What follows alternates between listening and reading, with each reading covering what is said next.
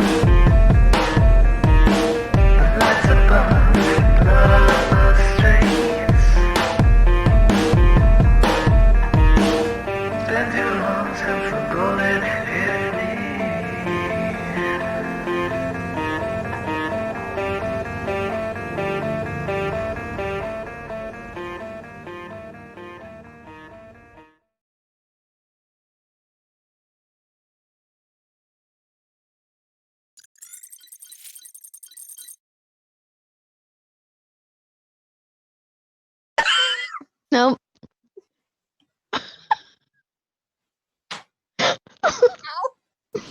Oh no, everyone can hear you. They can't hear me. Oh, okay. And that's because for some reason Streamlabs decided to change all of my settings again. This is great. Hi everyone, I'm Simon at Wandering DM. Welcome to the channel. This is our second session of Cyberpunk Red. Before we delve into the game itself, before we go back into Night City, I just want to thank Anino for the recap for episode 1. That was fantastic. And as was mentioned in the video, Found Familiar is one of our sponsors. You can look them up down below, or you can check out foundfamiliar.com and use code WanderingDM to get 15% off, 10% off your purchases, and you get free shipping if you order more than $50 and live in the US. We also have our sponsors for tonight's show, Mage and Press, that are sponsors for practically all of our streams here. Mage and Press, you can go check them out at store.mageandpress.com. They make D&D 5e supplements. Check them out. Use code WanderingDM to get 15% off. Our other sponsor tonight is Artalsorian Games, the makers of Cyberpunk Red, the makers of The Witcher, Teenagers from Outer Space, Mechton, and Castle Falkenstein. I was going to miss out on Castle Falkenstein. Sorry about that. And yeah, they thanks to them that we can play this wonderful game tonight, and thanks to them we will also give away a Jumpstart Kit PDF tonight after the break. So, the recap was done. We all know who we are. Or do we? Let's go around the table and introduce yourselves just real quick, just so people can know who you are and who you'll be playing. And I'll start with the person to my right and go down on the overlay and not in the zoom. So we'll start with Adelaide. Yeah, I'm Adelaide Gardner, Adelaide on Twitter, and I play Reno, the oh my God, what's her class called? Fuck. Solo. Solo, thank you. I keep on wanting to say soldier. She is a solo, a former, essentially, hitman for EIC. And now she is the washed up, burned out superintendent of this apartment complex. Watching and waiting. Always watching and waiting. Right beneath Adelaide in the overlay is Anino. How's it going, everyone? My name is Anino Gaming on Twitter, he, him pronouns, and today I am playing Jimenez, a rocker boy by way of professional wrestling. Thank you. And Waffle House. And Waffle House Cook, yes. Moving on to the next person, it is Rin. Hey, I'm Ren. I will be playing Jinx, the nomad who's a little on trigger happy. You can find me on Twitter at Heaven's Night. Yeah, that's about it. Next to Rin is Chris. Hey everyone, Chris Geary. You can find me on Twitter at Chris Geary, and tonight I am picking up my role as Mr. White, the local fixer and by night, and trauma team medic, also known as Dr. Frost, during the day. And I'm muted. And the last player on the overlay is Deirdre. Hey y'all, you know me at Deirdre Dolman on Twitter, Praxagorth as me for you, as you see me hanging out in Twitch chat, and I am tonight your friendly neighborhood mechanic, Trends. It's a lot of fun. I get to do fun things. And not die because my doctor is a great person.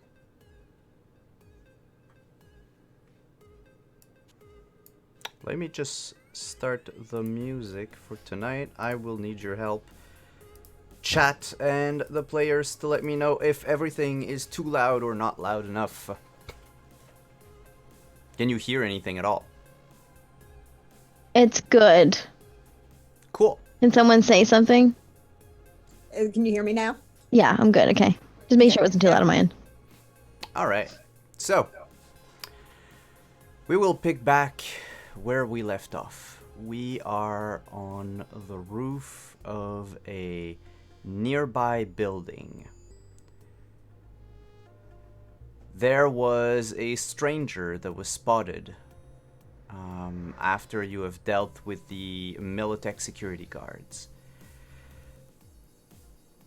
Jinx went up onto the roof of that building.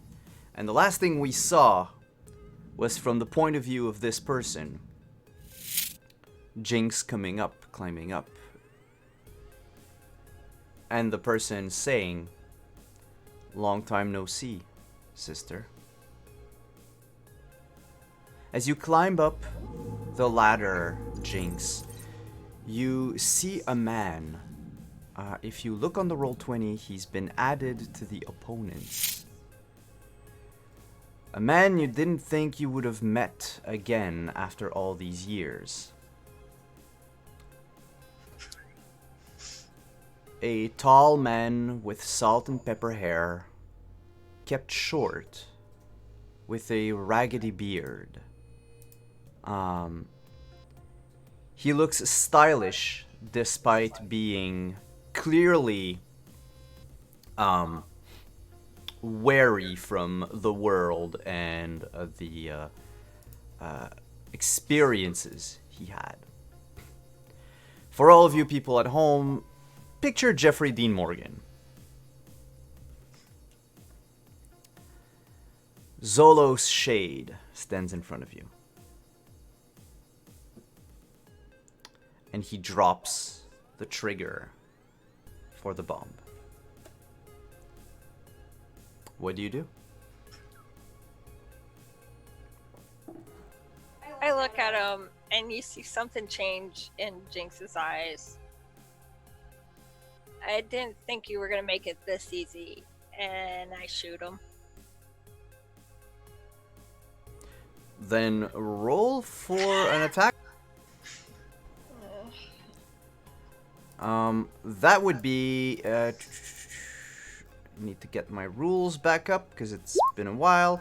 You are within 12 meters of him, so that would be a DV 15 to hit. And you do hit with the SMG. One bullet.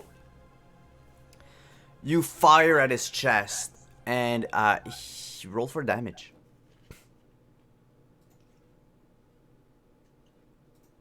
Five points of damage. You hear the cling of the bullet bouncing off of something metallic on his chest.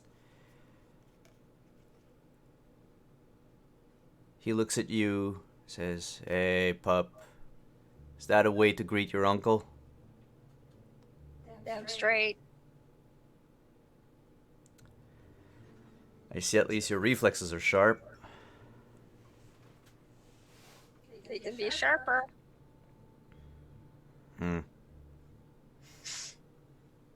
I take it you're still not over the whole kerfuffle with the family.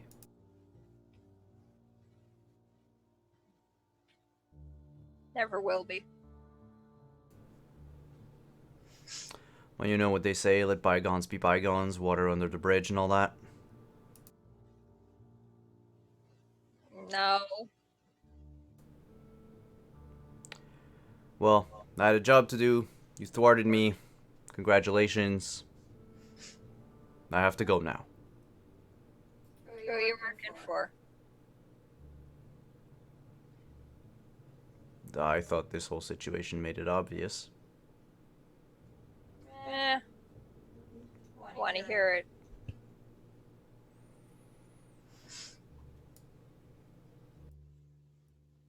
I'm working for WorldSat.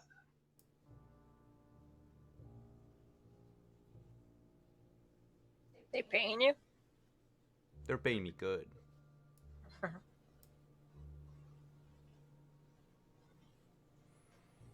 Blood money. Oh, please. When has money been anything but blood money nowadays?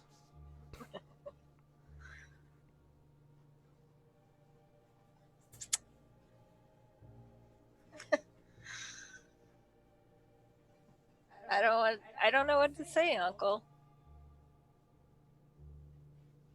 Shoot him again.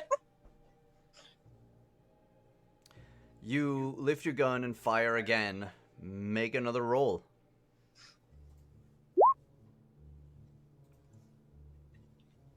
You hit again. The DV was 15. He tries to dodge out of the way this time, but decidedly he wasn't, you know, quick enough to dodge out of the way. And gets hit, but again you hear the ting of your bullet bouncing on metal plate. And he says, "Alright, now, you're gonna have to stop this. They've given me protection, but this... there's a limit to what it's gonna soak up. So, you gonna let me through?" No.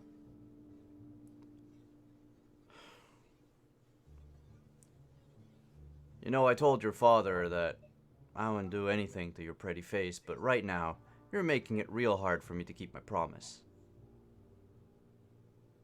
You broke promises before. What's different about this one? "I liked you."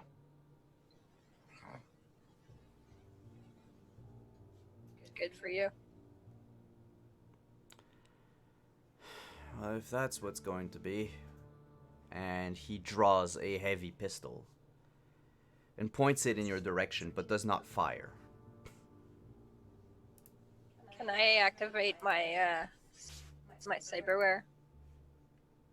Yes, you can. My speedware. Yep.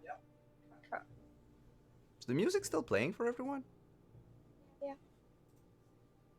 I'll have to trust you on that. I can't hear it.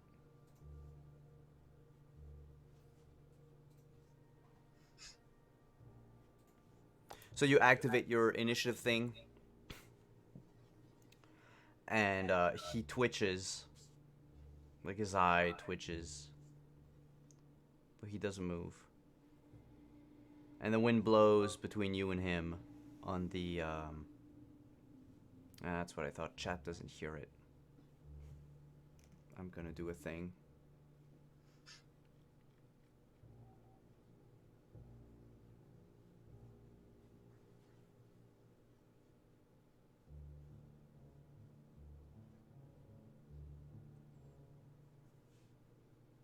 Now, chat, can you hear the music?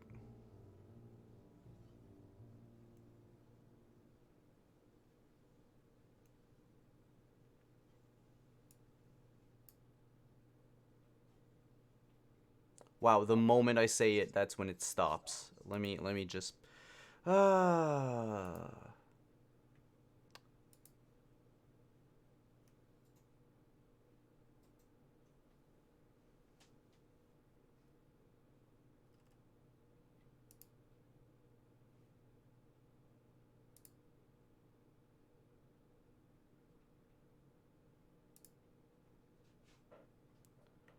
Why is it...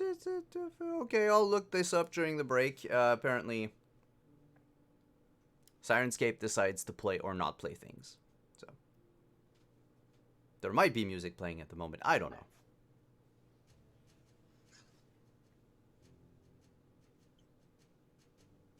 Now I hear it. Yeah.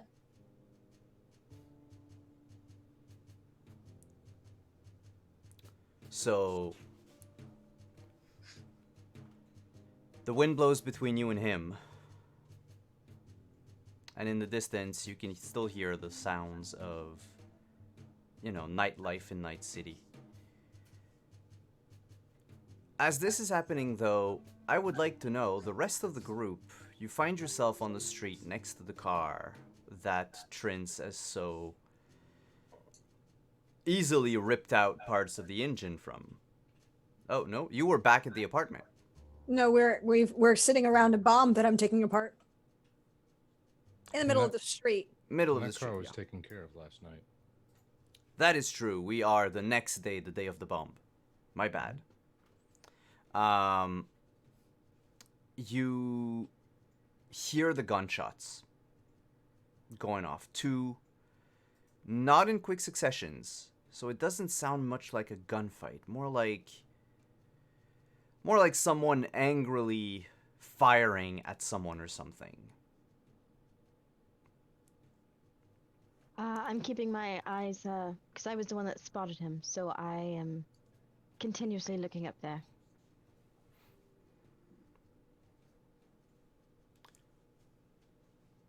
Can I you? think- Oh, yep. You're gonna say? I'm saying I'm gonna just activate the radio that I have built in as part of the cybernetics in my head and say, just ask Jinx if she's good. Okay. Reno, can you make a I was gonna say perception, but I'm pretty sure it's not perception. It is awareness. Awareness. No, it's perception. God damn it. Okay, that's fine. Yeah. Critical success. You clearly see the moment that Zolos got fired at and flinched from the blow. Your trained solo eyes would see, though, that it doesn't look like there was a wound or anything. She's fine. Taking care of things, I guess. Cool.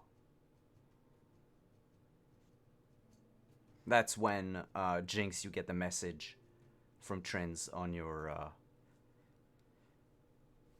comm asking you if everything's alright. I'm good. Cool. You want me to save you some of this C4? Yeah, sure. Cool. Have fun.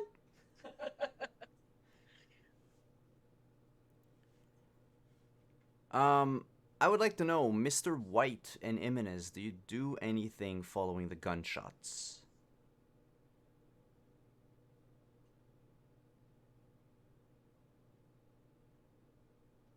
Nope. Mr. White kind of takes a look up in that direction. And then he looks down at his watch. And he looks down the street for wherever the taxi is supposed to be coming from so he can get to work on time.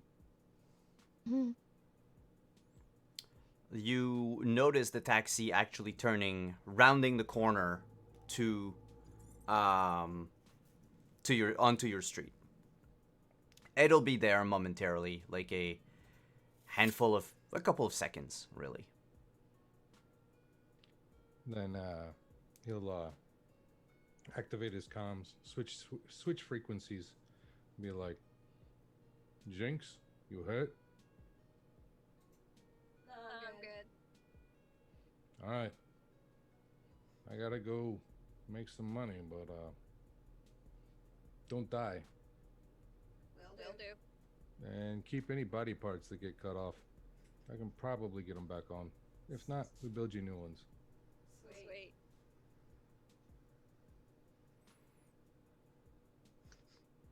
So, Jimenez is going to note that some time has passed, and the bomb that he ran away from during his morning jog did not actually go off. So he'll probably return from his run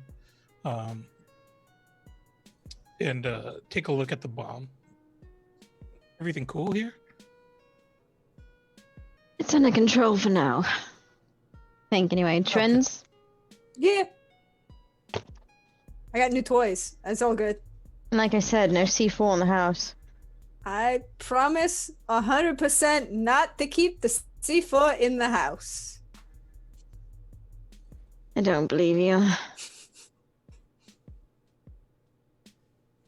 Why? I'm such a believable person. Oh, you're so trustworthy. So trustworthy.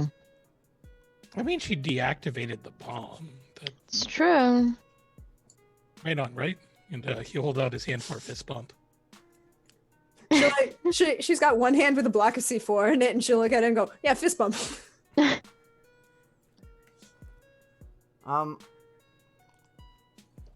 Back on the roof. Zolas is still looking at you, his pistol leveraged in your direction. Is this really how you want to go? On a rooftop in the middle of nowhere? You can just step aside and let me go, pup. Is this how you want to go? I ain't dying here. And Me we neither. both know that.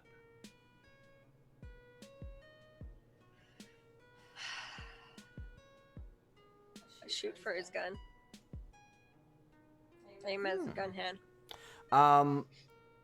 That would fall into, we'll say it's the same penalties as trying for a headshot. Because you're going for a small target.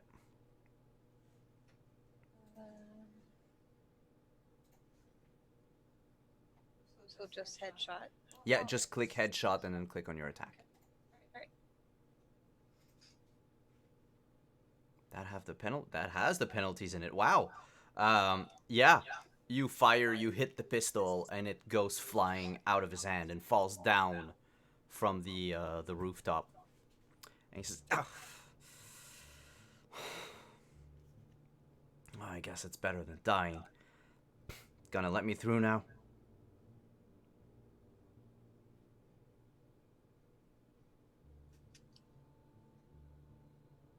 I really don't want to. But this is like too easy.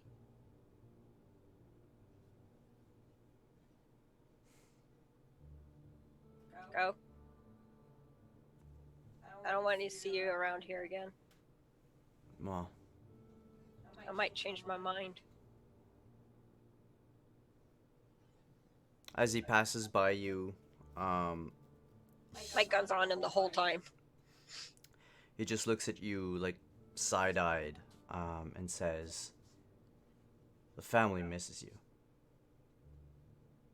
And then he walks down the fire escape. Asshole. I'll wait a little bit so that be sure he's gone. I'll radio back to the others, say that we're good.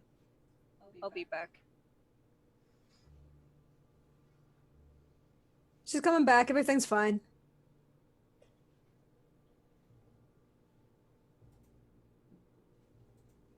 Then I'll climb down. Did she say who it was? No, not yet. I'm assuming she might tell you later. Hmm.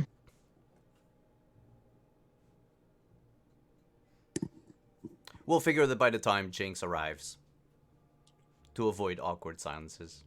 Hmm. You So? got that C4? Huh? Mhm. Yoink. It's just a random nobody. Random nobody watching a C4 explosion. Didn't even get who they worked for. World sat. WorldSat. Yep. Oh, So this time the box didn't lie. Nope. Scared him off. He won't come back. Or at least if he understands my warning.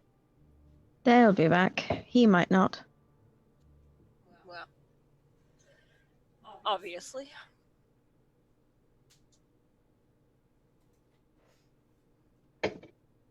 Well, on a job well done. Job blah. Long day. Long a night. Yeah, actually. I mean, maybe we should get the rest of this bomb out of the middle of the street. I mean, not that anyone really cares, but Yeah, that's on you. cool. Cool. Actually, when you board the taxi, Mr. White, taxi driver looks at the people in the middle of the road and he turns around and asks you, do I run them over or? They're no threat. Just give me to my destination on time. I can't afford to be late to work. None of us can, sir. None of us can. And he steps on it, swerves around the group, and brings you over to the hospital for another long day of work. Yeah, it's what pays the bills.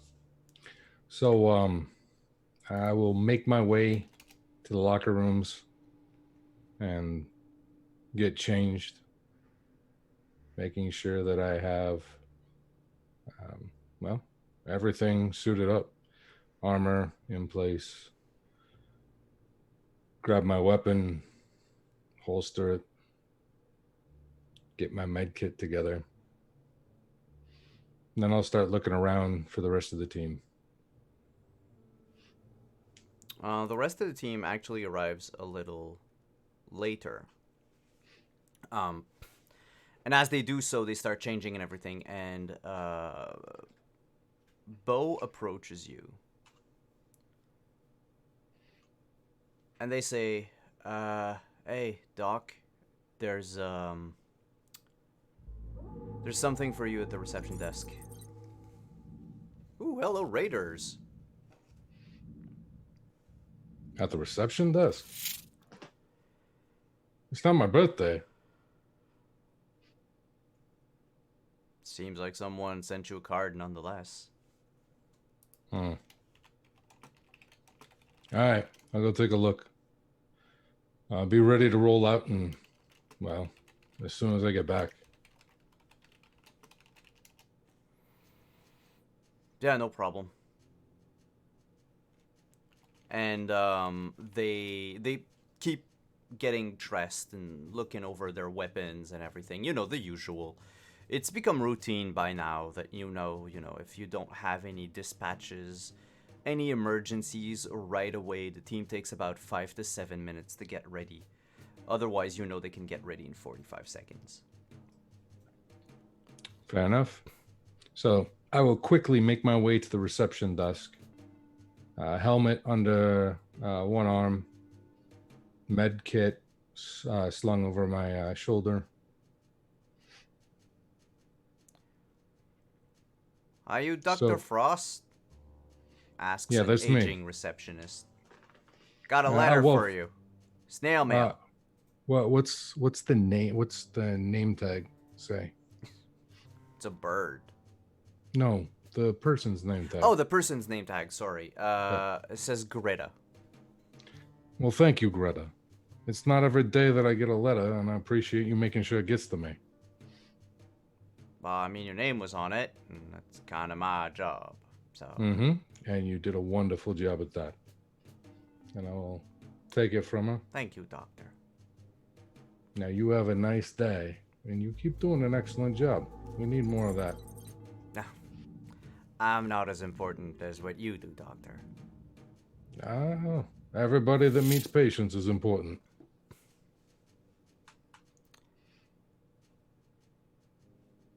You're right. Sorry. Yes. You have a good day now. All right. And she awkwardly goes back to her computer. I'll turn around and head back.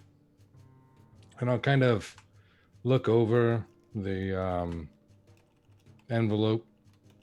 Any identifying marks? Yeah, there's a stamp of a bird on it. A black bird seen from the profile. Looks like a hawk. It's I'm not gonna say it's a crude drawing, but it's a very tribalistic looking stamp that doesn't have a whole lot of details to it. Okay. Something simple. Simple line art style. Yeah. Okay. Do I recognize it? Is it a familiar logo or anything of that nature? Make a local expert check. All right, that I can do. Critical success. You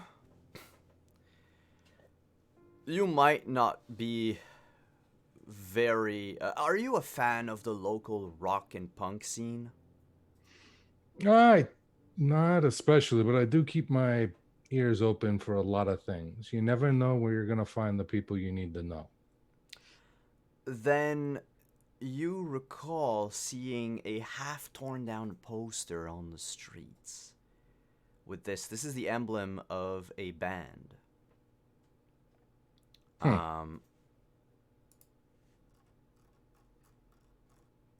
Did I save someone's guitar finger or something? Do you open the envelope? Yeah, I'll open it as I get back to the locker room. It's full of poison. No, I'm kidding. Wouldn't be the first time. It's a pair of tickets to an upcoming show tomorrow night at the Forlorn Hope. Okay. Does it say who it's from? And there's a small post-it stuck to one of the tickets, and it says, "As thanks for saving my life," and it's signed Hawk. And the group, by the way, they're called the Black Hawk Down. The Black Hawks Down. Yeah. Black Hawks Down. Okay. I'll tuck the tickets inside, like under my armor, inside the shirt pocket that I have, and take the post-it note, and I'll take the note and actually stick it in my locker. When I open up my locker, what people would see inside there is a variety of things, including my street clothes, but there is a stack of papers, and the top one that the post-it goes right over is a thank you card. And then I will probably toss the envelope and close up and head to the rig. And as you board your AV, AVA, I think was the name of it. AV something. Definitely. Sin has already started, like the engines and everything. You're basically on idle until a dispatch comes in, and you haven't even took a single step inside the vehicle that a dispatch comes in, because of course something had to happen. Par for the course. There is a disarmed man running down current lane, and the dispatch is very precise in the disarmed. Gotcha. The person is probably going to bleed to death. They don't know anything more. The cops are on their way. The NCPD is on their way. But this person looks to be in distress. Okay. I'm assuming I'm the last one on? Yep. I will reach for whatever I can grab and say, Sin, gun it. Yes, Doc. And you fly away to your location, which is not so far from where you live, actually. If you had the combat zone here, with the apartment being to the north east, you would be on the opposite side of the combat zone at the moment, southwest. A very poor district that has fallen onto hard times years ago and has never managed to get quite back up. Most of the people that live there live in small, fenced-in communes, and they care for one another without meddling in the affairs of like the other neighbors or what have you.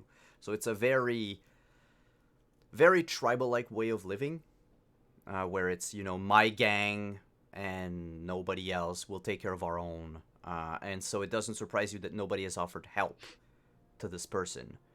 Gotcha. And they're running down the street screaming as you land with the vehicle. Do you land behind them or in front of them? You are 2 minutes ahead of the NCPD.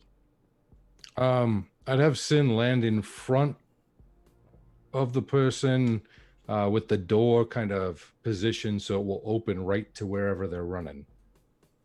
Oh, all right. Yeah, she definitely lands and even like hovers a few inches from the ground. She hasn't even landed to make sure she can take off rapidly. The man Perfect. runs in and crashes down in the AV, and he just mutters over and over, "They took my arm. They took my arm. Who the fuck takes arms?" Was it? It was probably the butchers. Boutros, let's stop this bleeding now. Yes, sir. I'm going to ask you to make a first aid check And what we'll say is, because you're helped by it, doesn't matter. You're too good at it. Uh, I was gonna say give yourself a +2, but whatever. You actually staunch the bleeding very rapidly, and even perform quick suturing of the wound. As this person is still very conscious, but not even registering the pain. And as you're patching them up, you notice inside the wound are a handful of sparking cables that just jolt with energy from time to time. Were they cyber arms or flesh and blood? Cyber. I got them brand new for Christmas. Last year, even. Was gonna go and, well, whatever. It's not important. They took them. Yeah. And I don't feel anything. Did they drug you? Boutros, run a panel. Pull some blood. Yes, sir. And he immediately begins drawing blood and analyzing it real quick with whatever tools you have at your disposal. And as Boutros will confirm that this person has been drugged, hit by a very potent tranquilizer, it's a surprise that the person is still conscious and able to form words, probably because of the shock and the adrenaline pumping through his system, negating part of the tranquilizer. But he does confirm that he was shot by someone from a van. Okay. And they took my arms. Yes, I see that. And we need to get that description right away. And I'm going to start recording. Tell me who it was so we can turn that over to the cops. And then I'm going to look at Boutros and be like, get a stabilizer. Yeah. He goes and gets the stabilizer, and as he's applying it to your patient, the patient says, the sign, the van, unmarked. There was a plate. I remember CWS. Okay. That's it. You said someone shot you, though. Yeah, from the van. It ran past me. Door open. Then I felt like an how itch. big were they? Were they taller than you? Were they wider than you? They were. This doesn't make sense. They were dressed in hazmat suits. Easy to disguise themselves. So, did they look bigger than you, though? Like taller? I don't know. I didn't. Okay. They came in and I heard a noise when they latched onto my arms. They made a noise, like clanking, clamping, like a vice Mechanical. grip. Yeah. The DM is miming stuff, not remembering that the guy doesn't have arms to mime anything. But yes, and it made a noise, like metal noise. Yeah, that's good. That's good. Everything you can tell us. So they knew enough about cybernetics, and they probably had some themselves. Yeah. Do you remember where you were and where you were headed when this happened? And I'm hoping Sin is taken off and headed to the hospital. Oh, right yeah, now. yeah. Like, they're not waiting for anything. She even sent a dispatch to the NCPD saying that, to investigate the general area, but that the victim is being transported to the hospital immediately. He will, unfortunately, pass out from exhaustion on the way to the hospital. What he does manage to tell you is that he was heading back home. He lives in the nearby area. He was coming back from the edge of the combat zone. There's an underground fighting ring that he got the arms for the express purpose of winning matches and making money. And he assured you before passing out that this was all legit. I would have calmed him and been like, no worries, I understand. I'm more worried about you right now. We're worried about you. I'm gonna after he passes out, Mr. White, well, Dr. Frost in this case, Dr. Frost is going to be focused on where he got shot and looking for any sort of residue, or the if it's a tranquilizer dart, if the dart's still there. Luckily enough, the dart is still there. It's a small dart, about this Mhm. long, and it embedded itself between two of the ribs, between the third and fourth rib, Gotcha. on the right hand side of his body. Okay. Um, I'm gonna take notes on all of that. Well, video on all of that as we extract it, making notes of which direction he was headed and where he was headed from. He was shot from the right as the van approached, to kind of give the NCPD as much information as possible to track down that group, to try and triangulate at least a pathway, um, or a place to begin. And then from there, um, we will try and run. I know we're not that far from the hospital, but we will try and run any sort of identifying marks off of the dart that we can, because NCPD does not share, and I know I'm gonna have to turn that over. Yeah. You start running your test, and it doesn't return any known registered toxins. Hmm. You know that it is made in part with a high dose of morphine. Okay. But there are other ingredients in this compound that aren't, well, that you identify, each individual one, but the compound itself isn't registered. It seems like it's been, probably created like in a lab, maybe recently even, and hasn't, there's no FDA anymore to approve anything. Yeah. Even the Department of Health. But it's an unknown mixture It's of yeah. medications. Okay. I'll take that down. Does the dart itself have any identifying markers? Not. It's a long shot, but I didn't know if it's if scanned by any of the RFID chip scanners, it comes up with serial numbers, lot numbers, anything like that. It does look like it is part of a greater whole. Okay. That was detached from the tip, probably ripped. Gotcha. More than anything. It's made out of titanium. Oh, that tells me a lot right there. Okay, so whatever broke this most likely was cybered out, like the guy that in the crushed building from a year ago. Mm-hmm. So I'm gonna take some notes on that and kind of store that away. All right.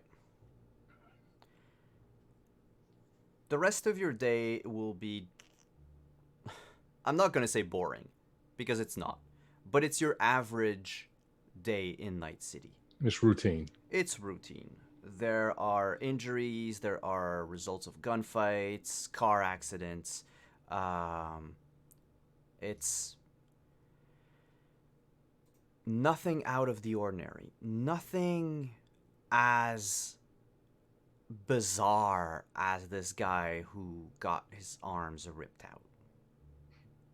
Well, that's good. That'll keep Boutros, in better mindset.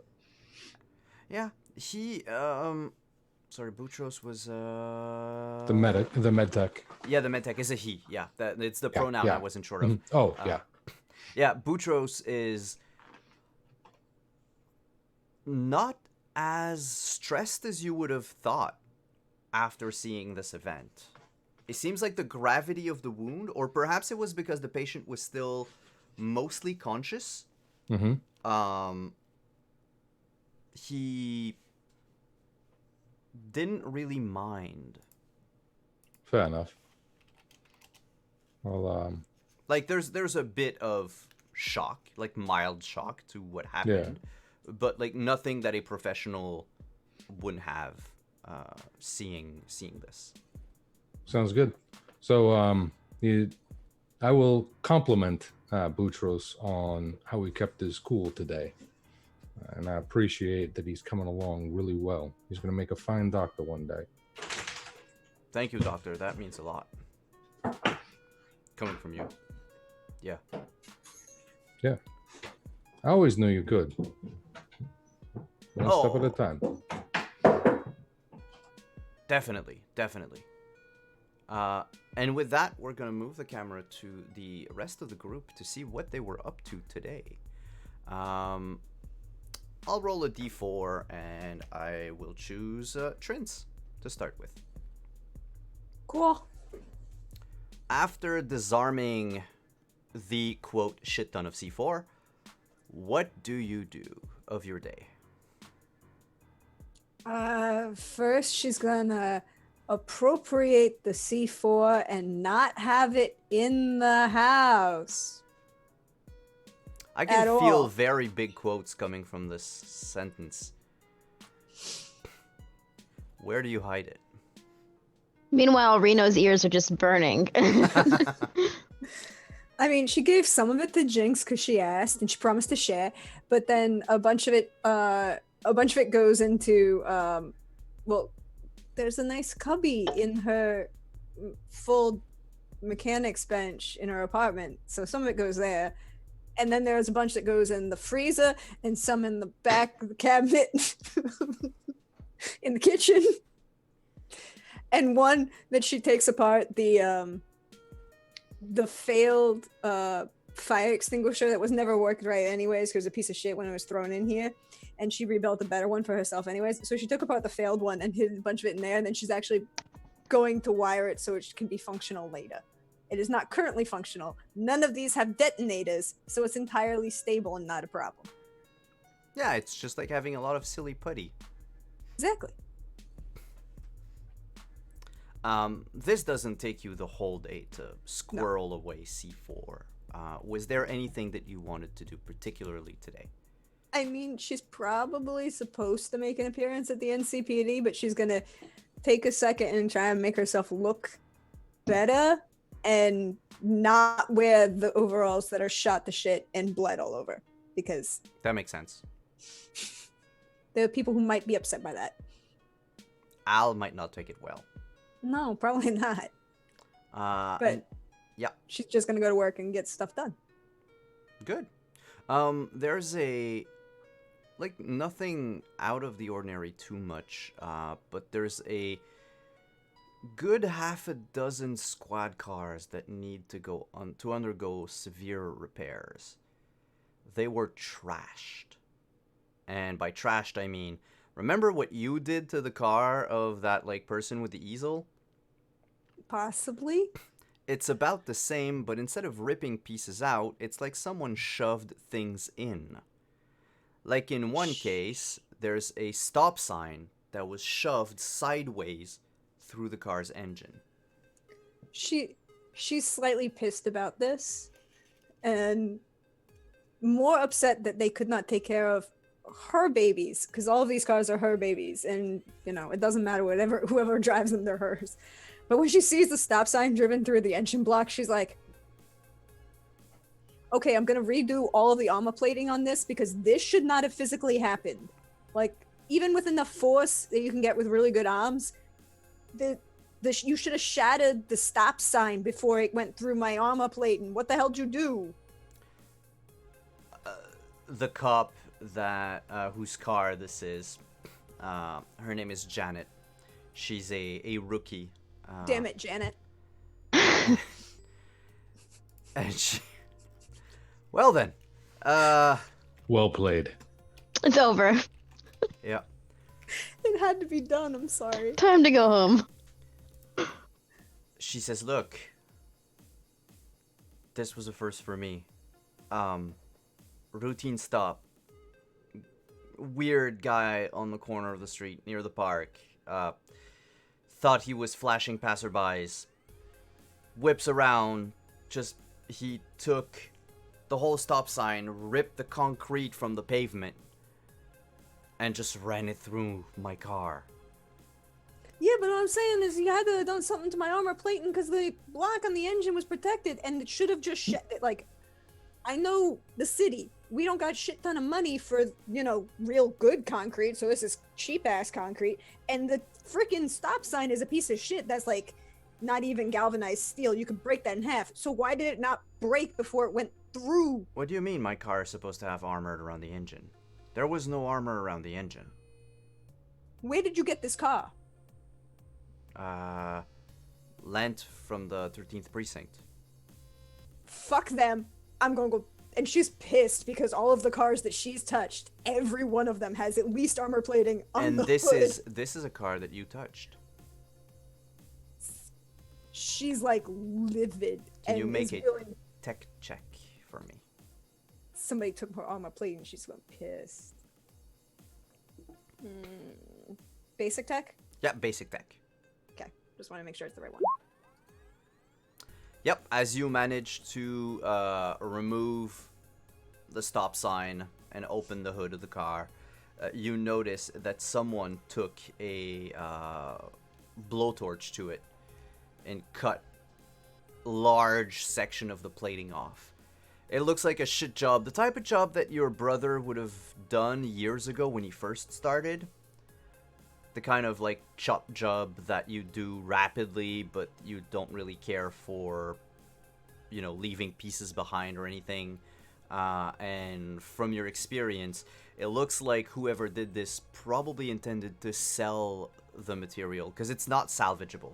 They didn't cut away a piece big enough to turn it into something else, unless they were very good at it. So it wasn't like they took it from one of our cars to put on theirs. They just took it off the car. Yeah, probably to pawn it. She turns to damn it Janet, because that's the girl's name now. I'm sorry. Let me change my note. You gave me a Janet that I could be mad at. Rocky Horror was going to happen. Which, by the way, has canonically happened in this timeline. Technically, yeah. That's going to be a thing that she's going to hate for the rest of her life. Sorry, but Trin's is pissed.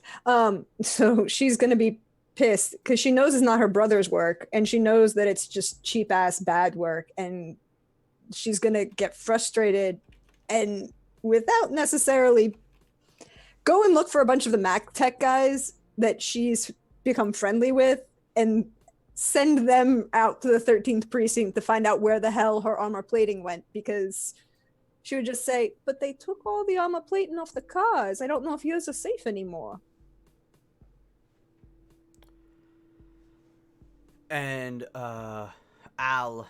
Sergeant Al Powell says that he will dispatch a few people to the 13th precinct. The thing is 13th precinct, they're near city center. They're near a blast zone.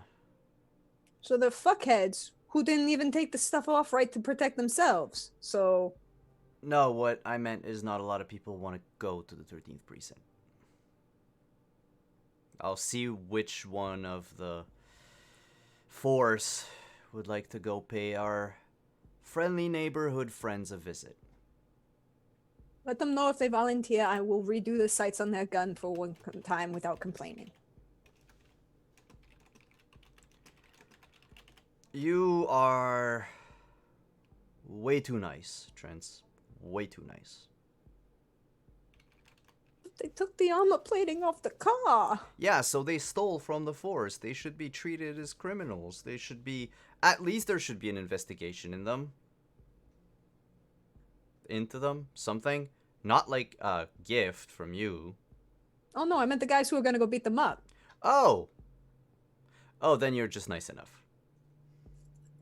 Yeah, I'll see if that can't motivate some of them. Alright, I'm gonna try and fix some of this. I don't know that you have all the parts for it.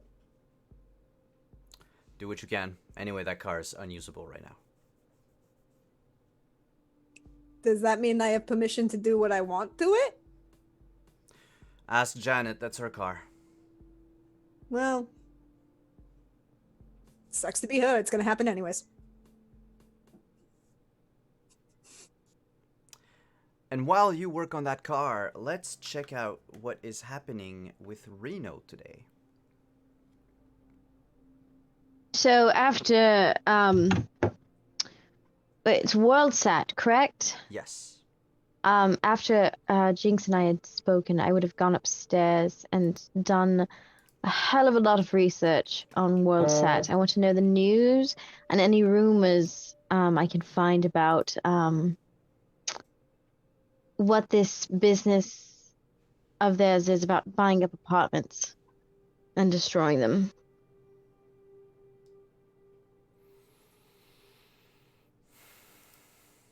How good are you with navigating the net? I'm gonna say pretty good. So she used it pretty frequently to track down whatever she needed when she was working for EIC. So she's pretty decent about navigating like essentially like the dark net if she needs to. The local internet. She doesn't have a laptop, but she's got her phone. So I'll say make an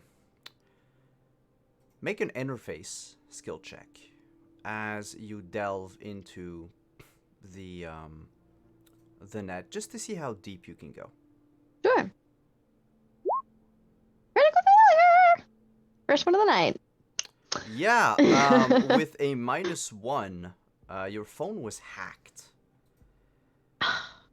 And right now, it is an endless cascade of ads for local casinos, local people that want to meet you, and local Viagra, and everything is local and homegrown, apparently, in Night City. And the phone begins to just dial random numbers. I toss it. It's fine. I'll deal with it another day. Uh,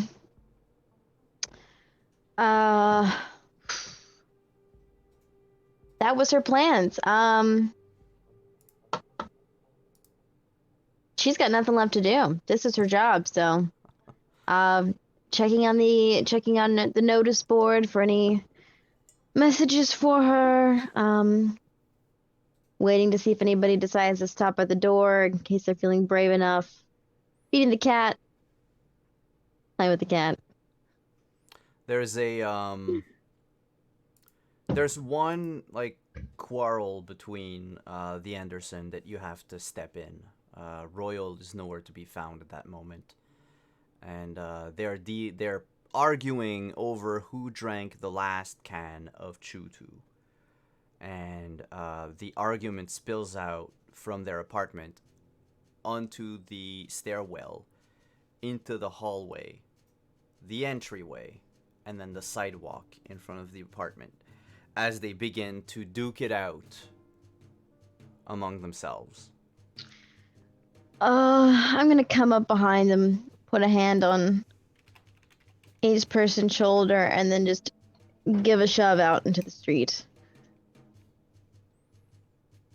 Fight if you want to fight, but just don't do it on the lawn. Across the street. You mean we can fight? You want to fight, fight. Just don't shoot any bullets at the building. And don't do it within sight of the doors. Great.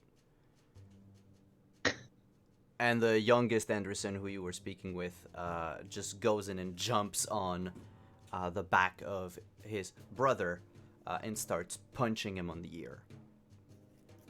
As they keep arguing about what, who has the rights to the fridge this week, and who didn't respect the order of things. Lovely. Make a note of that. And then I don't know. I guess I'd just go for a stroll about town, clear my head. Not really much to do. She's not afraid of the combat zone, so you know, whatever route feels interests her today. Keeping an eye out for more of Bob Ross and company, or other people like that. Because there's other apartment buildings in the area, so. There are others, and in fact, you did not notice anyone within at least 3 blocks of your apartment. But when you walk to the north of the combat zone, like skirting the combat zone, there were a few of the NCPD present on a crime scene where a man identical to the one that you met the other day, the 2 cameras on his shoulders, and an easel. Well, the easel is gone, and the man was shot dead with 3 bullets.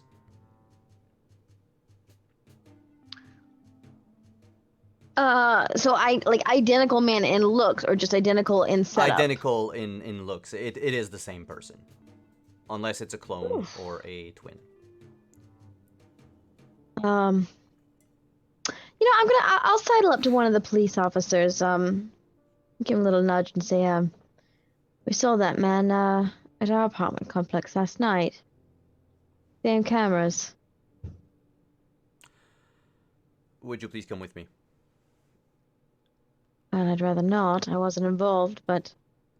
Well, we're gonna have to ask you a few questions. You've been very forthwith with that information. We just need to have, an actual, how'd you call that? Statement. Right. Get a notepad. I don't really like being behind closed doors if you don't mind. Oh, we're not going to the precinct or anything. And he just walks with you like a few paces away from the murder scene. And begins to ask you questions. So when did you last see this person? What were they doing? I'm taking notes of my apartment building. I'm a supervisor there, superintendent there. Ran him off. Seemed like he was trouble. Didn't know what he's up for. Had a few goons with him. Ran off in the night. Didn't like the looks of me, I guess. Okay. Do you have any connection to this man? Do you know them? Have you seen them elsewhere before? Nope. I stick to myself mostly. They know who shot him? Oh, no. It's strange. Strange how? 3 bullets hit at the exact same time.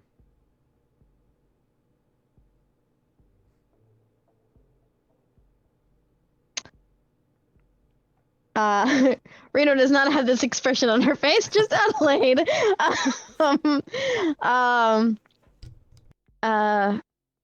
Interesting. Sounds like a hit job, if you ask me. That or he's the most unlucky person in the world. He seemed pretty lucky last night. Said he was, WorldSat.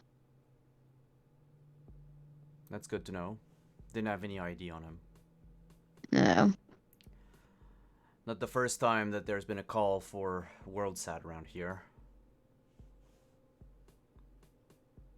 What, are they out scouting apartment buildings? I don't know. Not my job to know. Might become my job to know. Anyway, I'm just a beat cop, so... It'll be the job of the detective to know that, but... Well... maybe it'll teach them a lesson to not been poking their noses in people's business, right? People around here tend to keep to themselves, and they don't like when others come prying into their lives. I don't know what the fuck WorldSat wanted to do here, but... Oh, and clearly, the inhabitants of this apartment, and he points to the apartment, he says, do you know any of them that live here? I don't think I do I? No, well, it's not in your background or anything. No. So, no. But as you answer, an explosion goes off in the lobby of this apartment. And the entire structure comes tumbling down. in a wave of smoke, debris, and fire.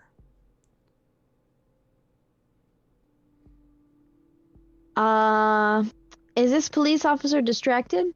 Yes, at the moment he puts like he mum arms you and tries to put himself in front of the danger to try to shield you from it, as you know it's their job to protect civilians. But he gets a lot of smoke in his face and he's just trying to avert his eyes from what's happening. And you have a few moments. Yeah, I'm booking it. I'm booking it. Booking it back home? Yeah. Okay. Meanwhile, Jimenez. How's it going? Had your morning jog, So- didn't you? He did. So he got his morning jog in and made his way to Waffle House for his lunchtime, early afternoon shift. Whatever happens there is completely up to you. But after that, I think Jimenez will be called to Club Underground to speak with Jefe, who leads him to pick up a sponsorship gig that nobody else at the company wants. Is it for Found Familiar? Yes, it is for fun. You actually get a call from Efe during your shift at the Waffle House. Because there's apparently 2 things he wants to speak to you about now. Oh, 2 things. Yes. Okay. And so when you go to meet him at Club Underground, he is beaming. He says, "Hey, if it's not the star of the day." I've wrestled 1 match for you. What's going on? Well, your 1 match attracted some attention. First, I need to talk to you about a sponsorship deal. Oh, We got this all right. coffee company, Found Familiar. They make great coffee, and well, I know it's not on par for the persona or anything. You're more like laid back and wake up late and all that. But well, I mean, I thought since you're new and everything, could slap a little Found Familiar sticker on your shirt, whatever, and could rep a coffee company. Nobody else wants to rep a coffee company, do they? Everybody said no. Isn't coffee a little bougie for the pro wrestling crowd in Night City? Yeah, but Found Familiar is very affordable. Well, I'll try to make something out of nothing here. That's my boy. Now my second point, though. You might like that a bit more. Got another match lined up for you. Something special. How do you fare in cages?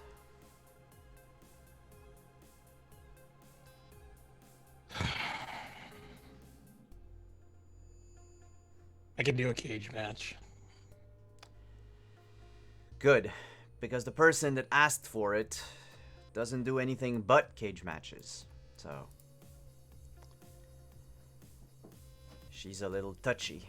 Oh yeah, mixed gender match. Okay. This seems a little out of the ordinary for me, but we'll do it. I know, it's just I got a call today and oof, that was weird. I got a call today and yeah, they specifically asked for you.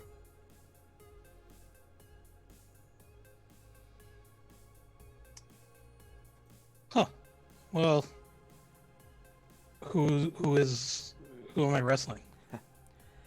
Sort of a local on the rise legend.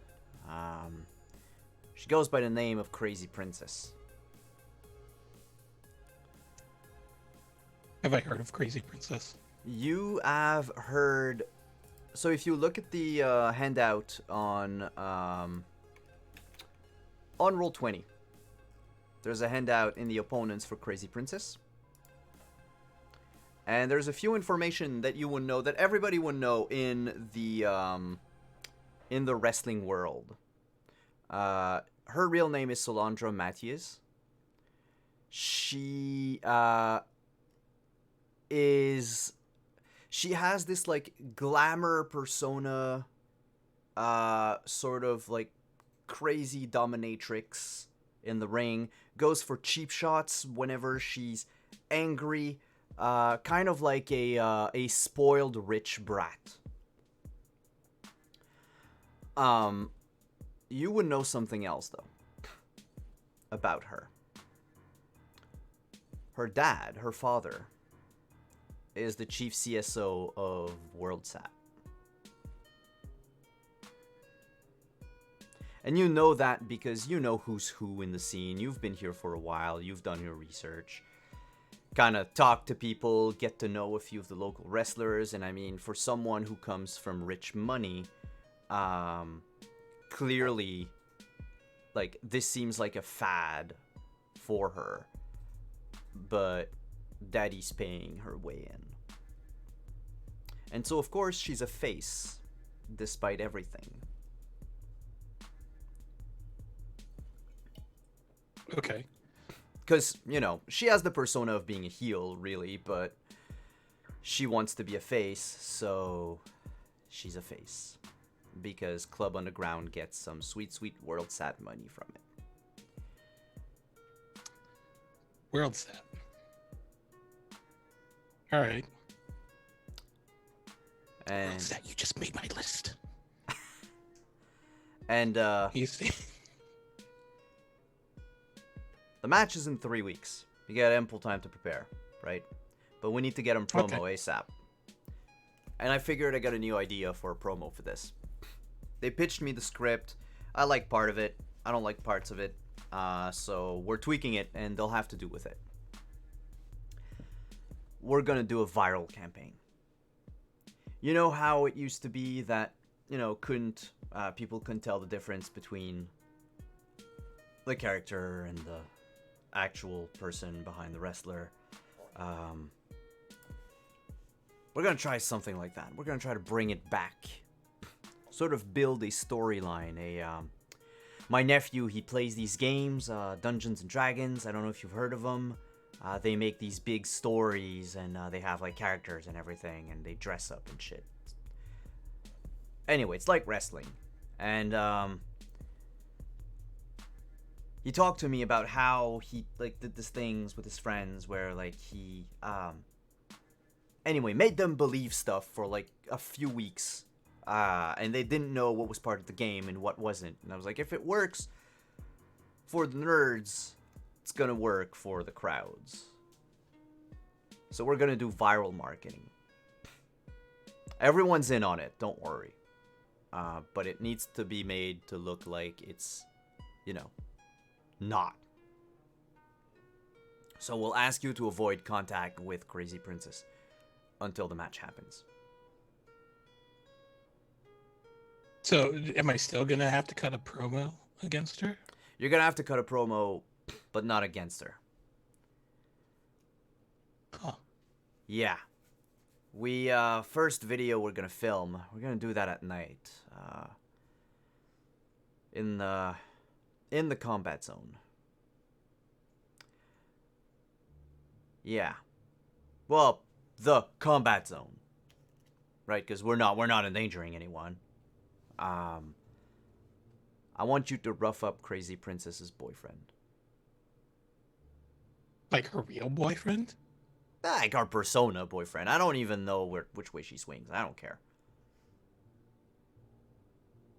That's kind of not really in my character's wheelhouse. Yeah, I know. But the money is good. Think about I was it. kind of hoping that I wouldn't sell out so quickly upon coming into Night City. You can refuse if you want to. It's just she asked for you, so I thought that was a thing. You caught the eye of someone moderately big. So am I? Okay. Well, I mean, as long as we can write the script for this confrontation with the boyfriend, maybe the boyfriend's attacking me. Oh yeah, we can. You know what?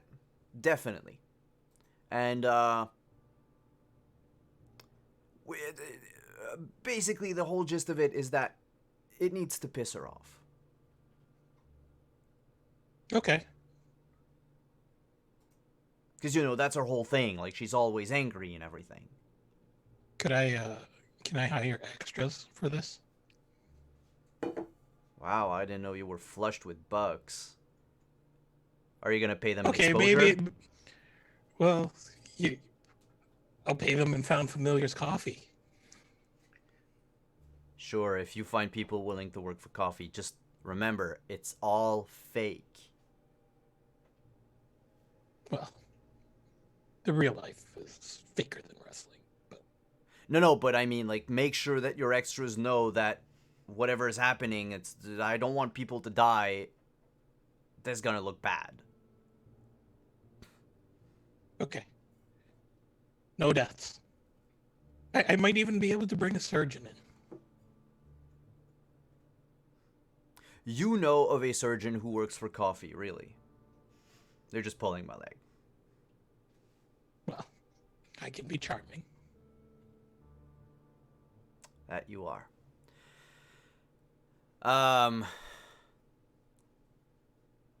Can you make a too many handouts open. Can you make a conversation check? Okay. Find my character sheet.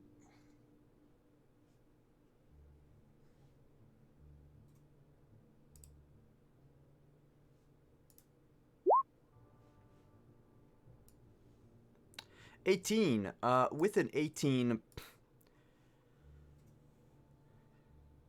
he FA gets visibly enthusiastic as you're talking with him, and he says, "You know, you're a good wrestler. I've heard of you." I would hope so. You hired me. Yeah.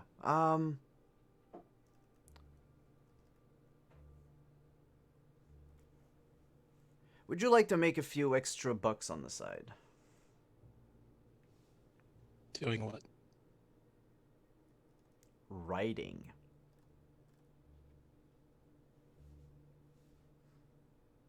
Oh, sure. I have a couple of years of community college under my belt. Amazing. I need someone to help me write up the whole shtick.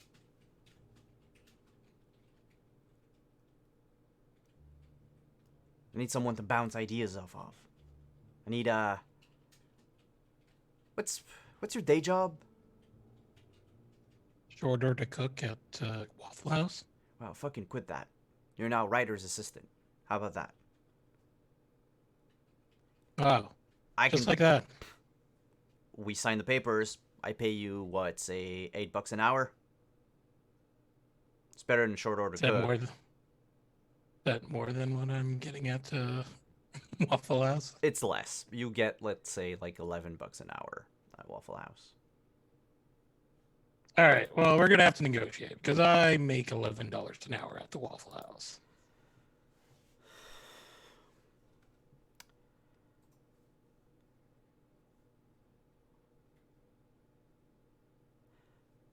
$8, but you also get 2% of all the sales we make on tickets. No, make it 10%. If you do your things right and we get a lot of people in, you get paid more. I can't All right. really go any higher than this. All right. I guess I can do some other side work apart from Waffle House.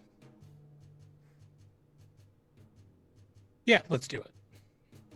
Amazing. And he reaches out to shake your hand. He will shake and go along with it. Now,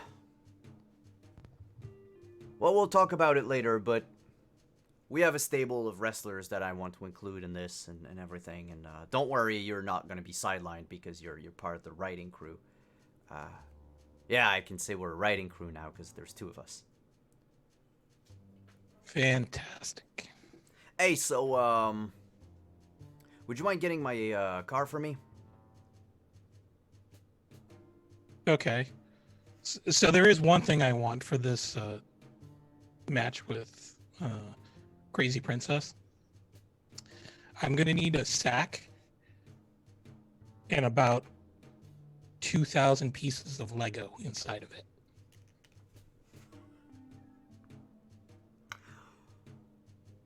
Why is this becoming a thing? I thought thumbtacks were the thing. No. Thumbtacks aren't my character. Lego, however. It's more painful. Trust me. I'll negotiate with her if she wants to step on Legos. Oh, no, she's not stepping on Legos. No, let's just be a surprise. I'll just work it in. I just need you to make sure that there's a bag of 2,000 pieces of Lego stashed underneath the ring. Don't you make me lose my world sat money. But alright, 2,000 promise. pieces of Legos. Thank you. Hey, what are Legos? I'll send you the details.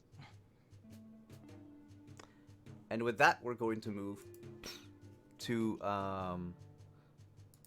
Rin. Sorry, to Jinx.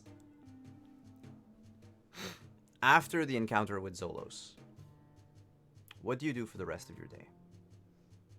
I probably go to my apartment, and I'm a little ticked off about the whole thing. Like, asking myself why I let him go when, easy shot. So I'll probably open a bottle of whiskey and chug it down while I clean my bike for a little bit. And then probably a little later, I'll either pass out or I'll search for odd jobs again, see if there's anything out there. Well, you are awakened from your passing out by the sound and the rumble of a nearby explosion. Same goes for Dr. Frost, who receives a dispatch that hits maybe a little too close to home. As in, physically, it's 3 blocks away. I'll get dressed really, really quick and grab my gun and run outside because it's like, what the fuck? Reno. Where were you running to when you fled the crime scene? Back to the apartment, but not directly. As fate would have it, as you approach the apartment, Jinx is coming out running with a gun in her hands. An apartment building a couple blocks up, but it's the same situation as today. They're doing something, and I don't know what. The hell? Yeah, we'll sat. Oh, fuck. The guy from last night, he's dead. They shot him, I think. 3 bullets, same time. Seems like people on rooftops, maybe. At the same time? Okay. You, Jinx, would recognize this. A gun that fires 3 bullets at the same time in a triangle pattern. Zolos' favorite weapon. Oh. Great. So, well, which part's the distraction? The bomb or the guy? Should we check the other apartments, see if they got mysterious packages? It's worth it, but I'm assuming the police will be searching them too. I told them the man was here last night. I didn't tell them about the bomb, of course. Okay. I'd rather not have pigs at my doorstep. Me neither. But I don't want one of these buildings coming down and hitting ours. That's true. I'm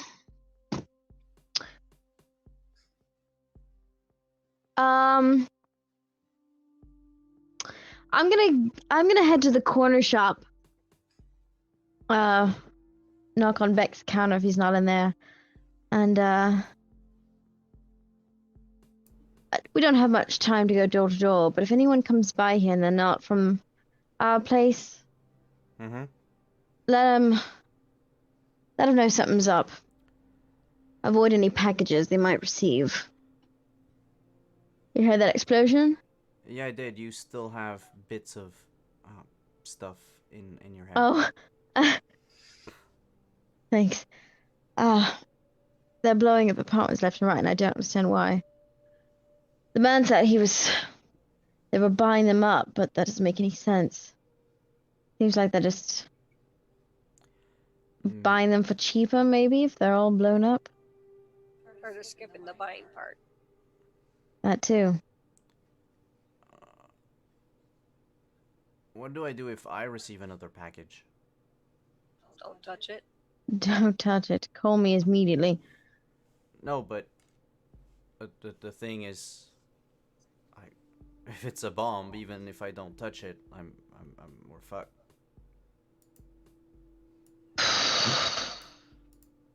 Tell me not accepting anything. Yeah. I'm not supposed to receive any shipments anyway today, so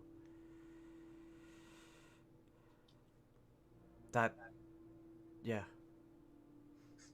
Tell them I have to sign for it, if anything. If they refuse. That works. Keep them in the building with you, so that way they really won't blow it up. If it's another bomb. Okay. We're gonna have to do something about this. Telling me. My phone's busted too. Couldn't even look anything up. I can lend you mine if you want. Yeah, I'll do that. I'll take it.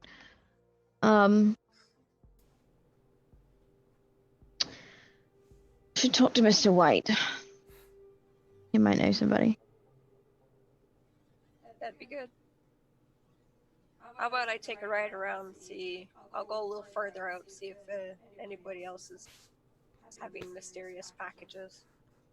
Yeah, keep a lookout for that. The man's dead, so I don't know if the job's done or maybe he just found another apartment building, but I don't know why they'd send a bomb here. Yeah, or there were multiple groups doing this same job. It's a possibility. Yeah, fuck them.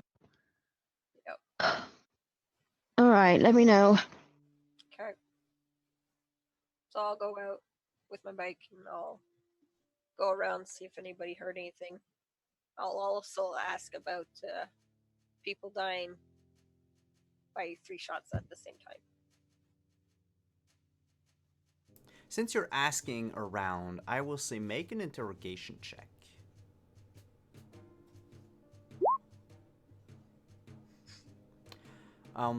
Nobody's heard of anyone being killed with 3 bullets at the same time, you know, in a triangle pattern. But there is a bit of talk around the place about like a mysterious van that appeared 2 days ago that's been making the rounds. A mysterious car. Well, no, that was a van. Yeah. With like people inside. Okay, any details? Not that you can gather from people. Okay. Like, it seems that you, and probably the last people that they were at the apartment that just blew up, are probably the only ones that had an extensive encounter with them. How big a radius? Like, I go out a decent, like, I'll say out of our district, just to figure out how much the van has covered. Like, you get what I'm trying to say? Yeah, well, the other explosion occurred at a building that was about 3 blocks away from yours. Well, I go past that because I want to see if that van has been seen out of our area. Okay. As you pass the scene, you would notice a familiar AV vehicle landed near the site of the explosion with what you recognize as a trauma team crew. They're working, clearing people out of the rubble. And that's when we'll focus on Mr. White for a second. You're wearing your trauma team uniforms, so nobody can recognize you, especially with the full helmet and everything. But you do recognize Jinx slowing down on her motorcycle and looking at the scene as she passes by.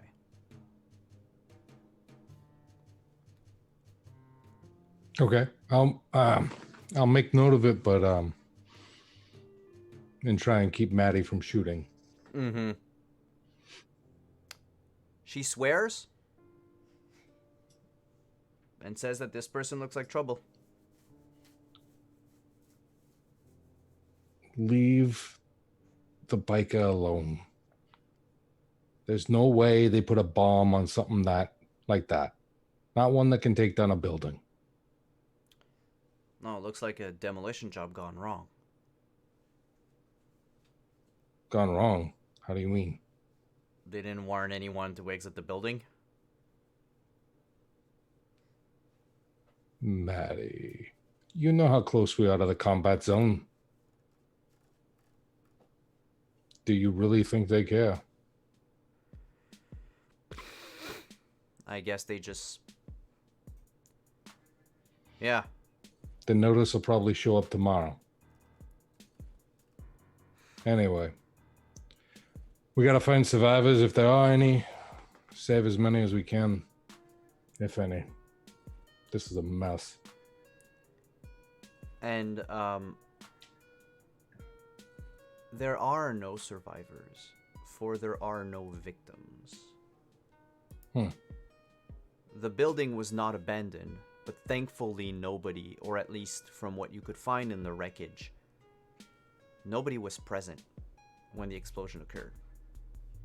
Did NCPD clear this place out? I can go check. I mean, I saw their cars around here. Looks like people got lucky. Yeah, Pillar will come back with information. The cars are still there, but the police were mostly like in their own corner of the scene, talking amongst themselves.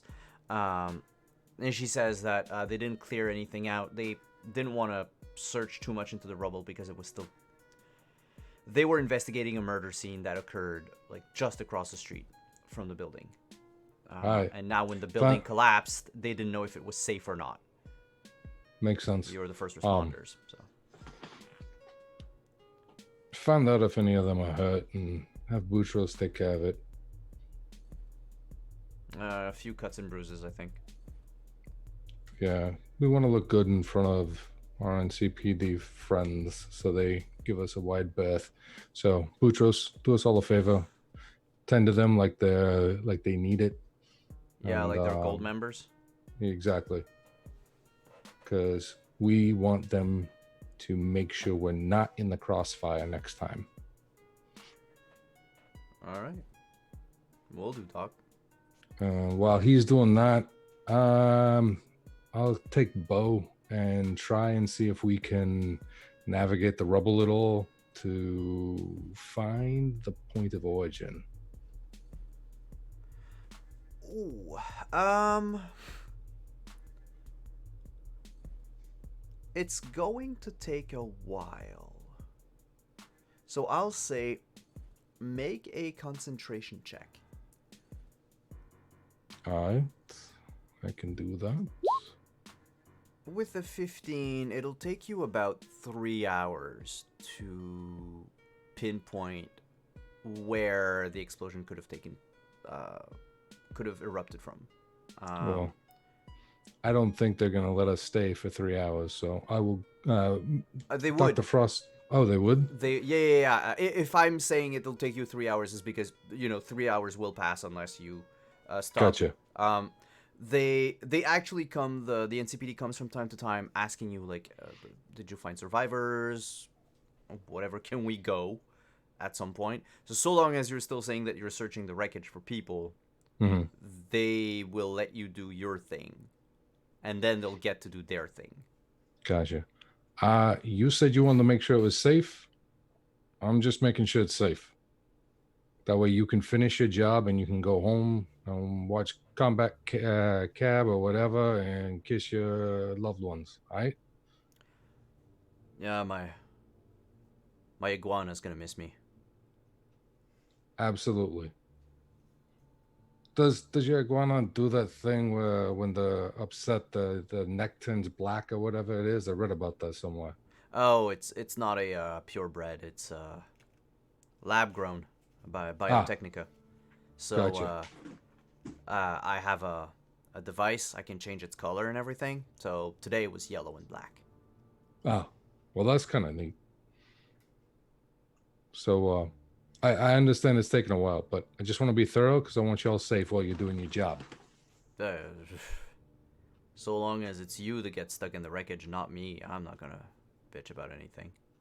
Sounds good. And then as soon as Boutros and Pilar are done with the officers, I'd have them help. Yep, the whole team. Yeah, the whole team will get to it. Right. And yeah, 3 hours later, you would discover that explosion came from the basement. You know that by process of elimination, really. Okay. How the building collapsed, how the wreckage is disposed, like is placed. It seems it didn't fall on one side more than the other, so it seems like it probably came from like the center of it. You're not a bomb expert, but you can ask questions to the NCPD from time to time, and they help in just feeding your curiosity, which is what they believe you're asking the questions for. Yeah. But yeah, it would seem to have come from the basement. Okay. So I guess at that point I'm not going down into the basement. Somebody's going to die. So we'll leave that alone. I will report to them that everything looks clear. From what I can tell and from what you all kind of helped me out with, it seems like whatever it was exploded in the basement. I don't know if it was some sort of heater system or something that went wild, or if it was an intentional bomb, but there's no blood or guts, so I'm not finding any bodies. Everybody seemed to have been really, really lucky. By the end of those 3 hours, people begin to come back home. Well, home. To the wreckage of their home. And now you can hear the wails. You can hear the cries. You can hear the muttering of anger. And some is just pure stoicism. Like it's not the first time that this happens, and they'll find a new place.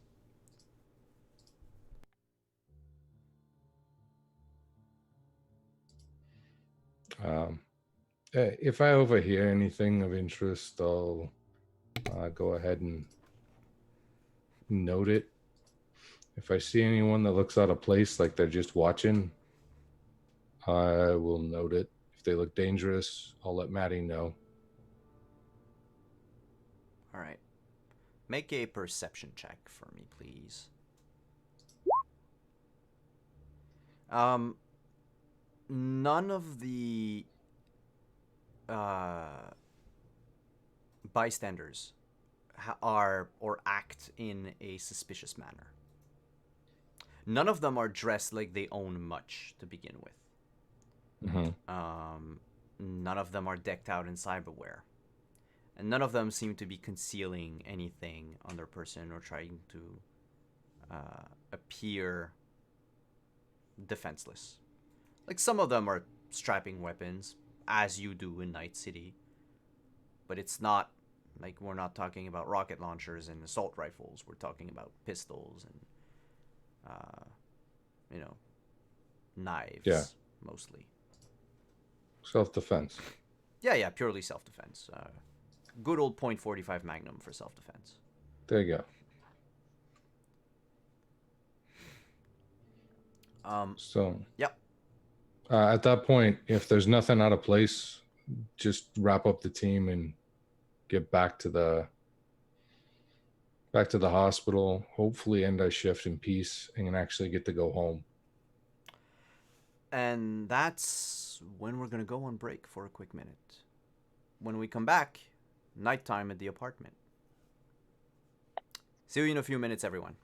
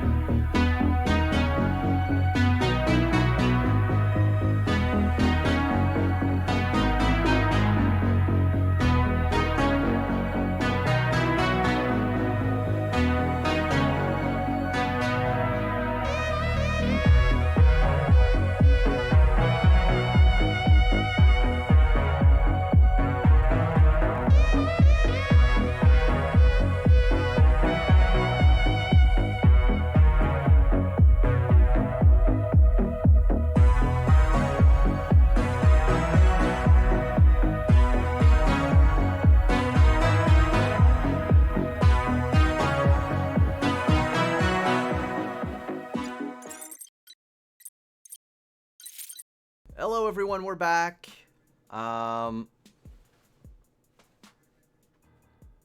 Before we begin, before we continue our adventure, I just want to say we are giving away tonight, courtesy of our Telsorian Games, a copy of the Jumpstart Kit for Cyberpunk Red.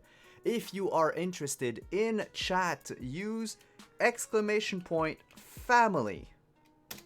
Just like that, !family in chat. And I will do the draw in a few minutes, so I will let everyone time to type that out in chat. And we'll do our giveaway. So that said, we are back at the apartment. We are now around dinner time. Everyone has come back from their day job, from their interrogations of the neighborhood, from their new workplace, as it were, in the case of Jimenez. What happens when everyone comes in the apartment that night? What do you all do? I have been putting notes under people's doors. Just this crew, for them to meet me up on the no, meet them at my place whenever convenient. Then the rest of you would similarly find this posted on all of your doors.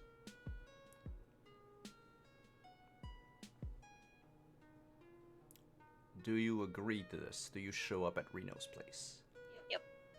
Yeah. Trins shows up Yes. like really happy and knocks on the door. 4 logs, loud logs. Get in. You know I could do that up so it's only like one and you don't No, all... I don't use electric locks. No,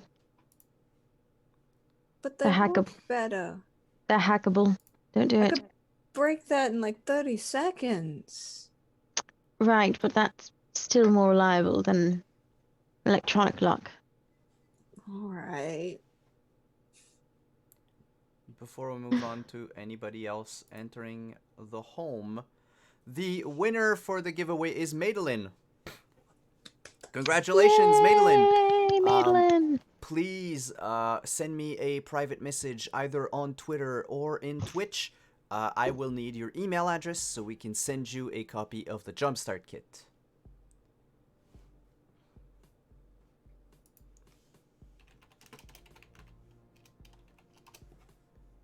So, that was Trins arriving first. Who else doth shows up? Jimenez will arrive.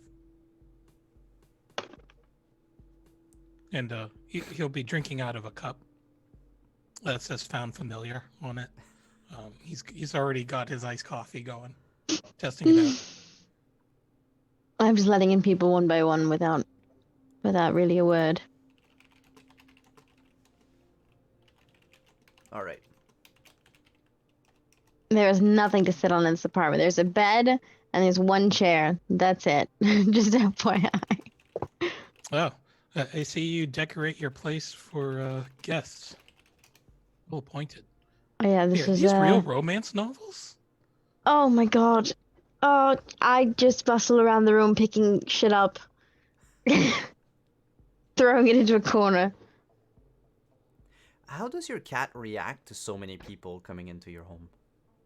He actually is very friendly. He is a very friendly cat. He loves Bex, most of all, probably even more than me.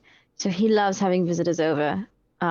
Unfortunately, there are no visitors other than Bex. This is the first time anyone has been in my apartment, ever. Trins is on the floor playing with the cat. His name's Dutch. I'll knock on the door. Yeah, come in, quick. Still got my phone. And I've got her phone. In the meantime, I have been doing more research on WorldNet and chat boards if anybody's been talking about apartments since she gave me her phone. Can you make a new interface check then? Yes, I can.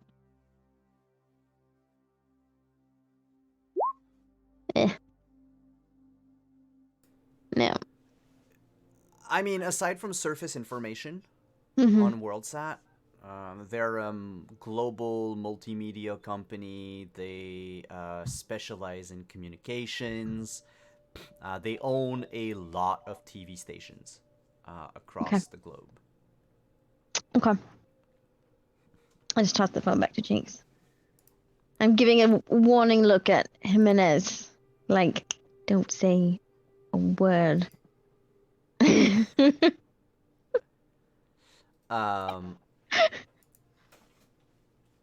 Does Mr. White show up at some point?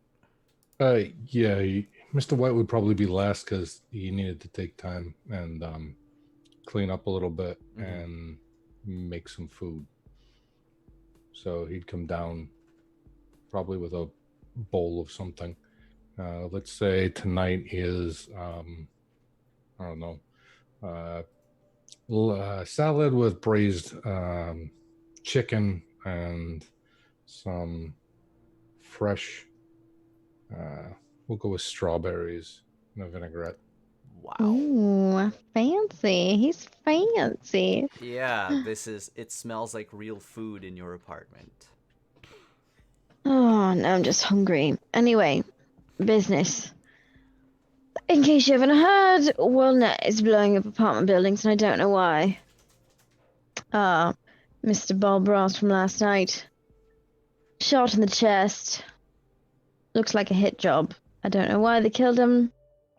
Maybe just wanted to cover their tracks. Doesn't make sense to me since he'd been working for them for a while, but we'll see. Anyone got any ideas? Oh, WorldSat keeps popping up. Right. So, promise this is relevant, but I got challenged to a match with a woman by the name of Crazy Princess. Crazy Dad's a Princess. big shot for WorldSat. Was I want you to kill her? Fight her? They're supposed to wrestle in a cage match, apparently, which isn't really my thing. I'm not a big fan of cage matches, but it just seemed weird. No one really ever decides to just ask for matches like that. It's very unusual. From you or for anyone? Just the business in general. And for me, because I'm basically a nobody. So, But an entertaining person to enjoy watching. oh, well, you're too kind. My brother likes them. I videotape him and send them back. He can't get to the matches. Oh, really? Oh, cool. If I ever get a t-shirt done, I'll give you a few. He'd probably appreciate it, but I couldn't take it to him. Fair enough. He's doing 5 to 10 for, grand larceny officially. Huh. Not surprised. Any news in the apartments, Jinx? I went around. Nothing pertinent. I mean, people have seen the van, but no details on the van or the people. Well, the van was just small fry anyway. Probably. That van shouldn't have been anywhere near here. It was off the rack. It didn't have anything built into it that you could actually, for what they were doing, you literally could have shot yourself through the whole side of the sliding door, Jinx, from the rooftop. That had nothing on it. Yeah, they didn't matter. It's more the people. The man on the roof. He said he was WorldSat too.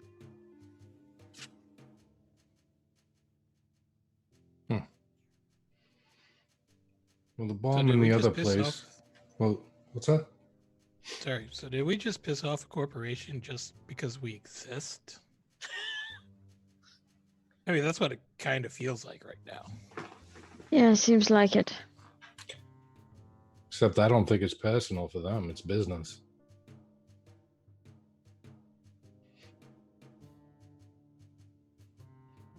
You were saying, White? I was saying that 3 blocks away, the bomb was in the basement. That's how they decided to try and level that building.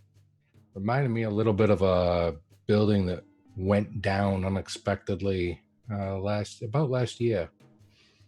Gonna have to do a little bit of digging to see if there's any connection to WorldSat as well, but I don't know that I'd be surprised. Except that one had people in it.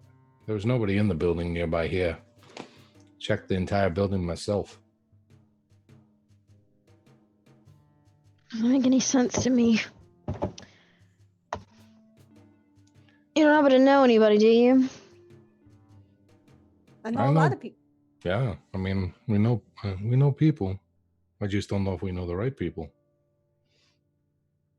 What do we Hmm. want to know? What the real business is. Buying apartments for. The cover story was a satellite Doesn't make any dish or sense, whatever. though. I don't know why they need a satellite in this part of town. Where would you get those stations anyway? Probably triangulation. Probably has nothing to do with locals. Probably has something to do with a bigger picture. Maybe the internet. Could Trins think of any reason why this location would make sense to put a satellite on based on what? Yeah, as compared to the other building, too. Or just this area in general, yeah. Mm-hmm. Aside from your proximity to the combat zone, there really isn't anything special about where you're living. Yeah. This is a downtrodden neighborhood where, you know, the hopeless of life go to gather. You're not wealthy elite. You're not completely broke either. You scrape by. You're probably among these, you know, faceless masses that the corporations can just thread upon without caring. But I mean, would it make any mechanical sense to put it there?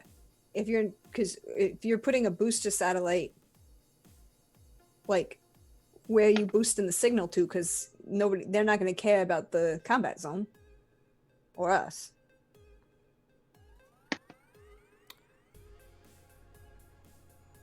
From what you know of technology, because you are well versed in technology, it indeed doesn't make sense at all. Okay. In fact,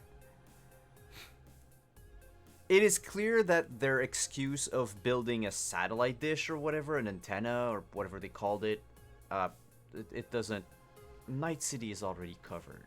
The Night City has a net that you can navigate. There's no more global internet. That doesn't exist anymore in the Cyberpunk universe. But there is, you know, Night City has one, and if you're lucky enough and the signal is good enough, you can always try to hop on other nets to find information elsewhere. Though there's a, you know, Night City Wikipedia that you can go to get your information, like a Night City Google. It's heavily policed by the megacorps, of course. But there's a darknet. There's, you know, as edge runners, you already know all of that. So there's no mechanical reason for that thing to be anywhere near us. No, absolutely not. Cool. Clearly, they wanted you would know that if they did indeed want to build something, it would have to be something else than a satellite dish. Yep. So she would say that. She'd be like, yeah, there's nothing, whatever bullshit they was spewing, it wasn't what they were trying to do here. You know, there was no way they was going to be putting a satellite here. Serve no purpose. No antenna, no nothing. So it seems to be that the only way we're going to get any information is from someone who has an inside connection at WorldSat. And we have one. Problem is I'm not allowed to speak with her before the match. Sounds like we speak Oh. with her after the match. They don't want Well, you to be her Prince Charming. No. I'm sure she has a boyfriend already. But that's another thing that I want to talk to you guys about later. I'm just saying that if someone wants to go and speak with her, they could probably get some information if they're suitably convincing. But, they can't know that I was the one who pointed them to her direction.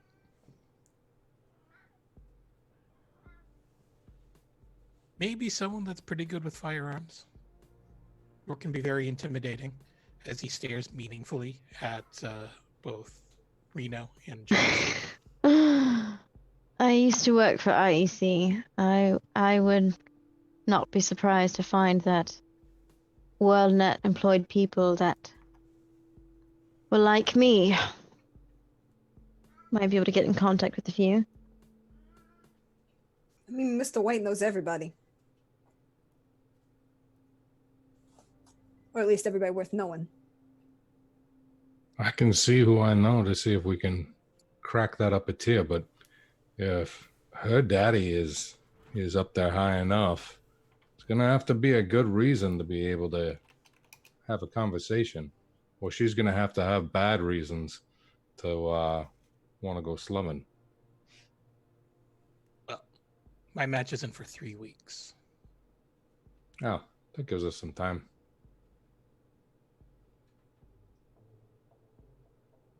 I mean, it sounds cliche, but I'm pretty sure that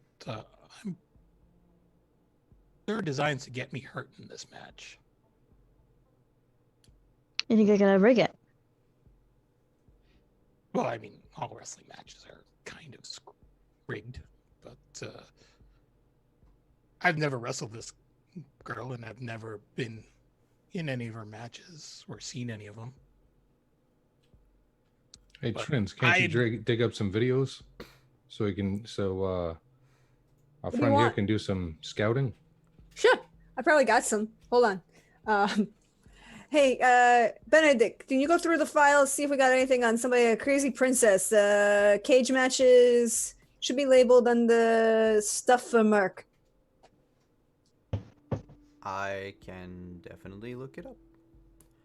This is your agent, though. Mhm. Yeah. Your agent has. We'll go with a plus 10 on the check. Cool. So just roll a d10 plus 10. D10 plus 10? Yeah, DC would be 14. Cool.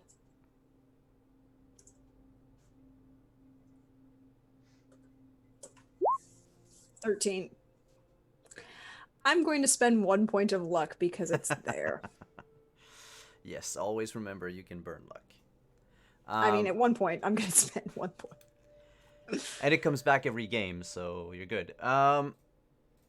So there are a few matches of her. And it doesn't look like she injures people. Yes, she has some very cheap shots that she does, but it's all part of the act. Like, stepping on someone's toes, then slapping them in the face, or going for, a quick knee to the crotch, or other some such. She has a move where it is often her opening move, where she draws a gun on the opponent. And the opponent always plays cowed and everything. It's an accessory. And then, the weapon is discarded and the fight begins. But and for someone like Jimenez who knows wrestling and who knows, the behind the scenes of everything, she does not respect almost any of like the rules. It's like she decided that she was into wrestling so that, you know, the world of wrestling should bend to her because she has money. Or more accurately, her father has plenty of bucks. And so she's turning it into this weird, I don't know, wrestling adjacent form of entertainment. Where it's almost like reality TV to a point. And of course, she frames herself as being the center of everything. You notice, Jimenez, that the club that she used to, because of course, like, she can't just aim for the big leagues right away, even though she has the money. Like, it makes no sense. And the Wrestling Federation still has plenty enough of clout to say no to the WorldSat money. But the other, like, smaller underground clubs that she seems to favor a lot, so far the two other clubs that she played at have closed, citing financial difficulties. Huh. And they weren't really well known, you know, on the, like, scale of, they were on, like, beneath Club Underground. So she's moving on up, basically, at this point. Were they happen to be run by anybody who knows somebody who I know? Make a local expert check. Actually, yes. One of them was owned by Konstantin Zhukovsky. And Connie, as he is called by his friends, is a sorry, Zhukovsky is, let me put that in chat. Here it is. Yeah. Close the entire club, and you recall having a meeting with him once, like in passing, and it seemed like the club was something that he held dear, for he was wearing not only the club's, like, emblem on his shirt, but also had a keychain with, like, like the club's like name on it, like stylized and everything. So Connie was into the whole thing, and you know him not because of his wrestling side, but more of his other shadier businesses, where he could, Konstantin was very good at moving things around. Gotcha. So, were there any rumors about why the club went down, and did his other business interests suffer, or was it just the club? Just the club. He has now dropped out of the wrestling scene completely and is only doing his more edge running side of his work. Gotcha.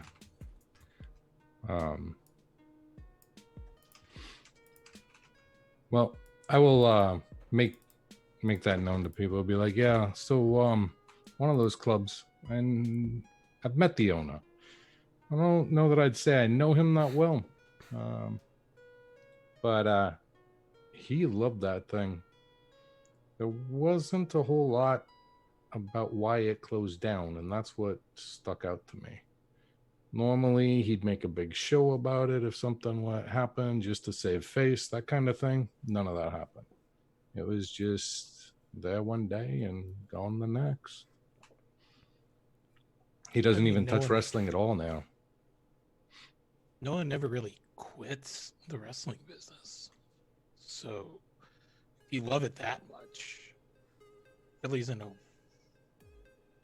reason or a good reason for you to just walk away from it unless you're, well, like me and aren't exactly the extroverted type. But Yeah, those are my thoughts too. Connie is much more extroverted. He thrived in that kind of situation, the showmanship. So, we could always maybe see what he's got to say about it, what he knows about Crazy Princess, and then guess what? You're not talking to Crazy Princess. He wouldn't have been paid off, would he? It's possible. Told to keep quiet. I don't know enough about her daddy to know whether or not he's the type to pay things to go away or use other means. It's a start if you go there that way.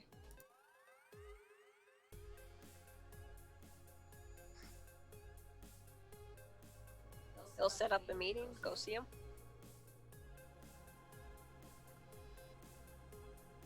yeah, I'd be interested in that. I can reach out.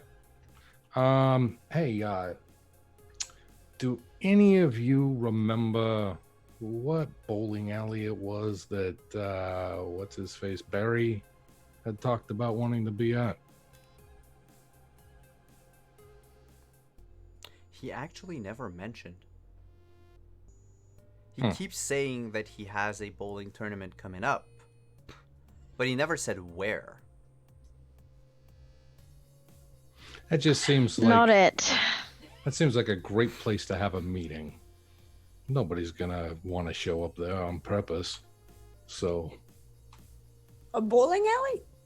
no, a bowling alley where Barry would be.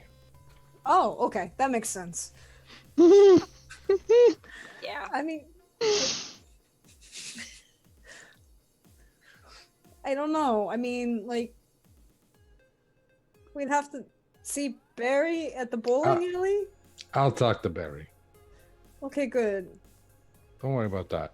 I was just hoping somebody had a name before I reach out and try and set up a meeting. But it seems like good neutral territory, and if something goes horribly wrong, it happens at Barry's bowling alley and not at anywhere that Yeah. we care about. Right.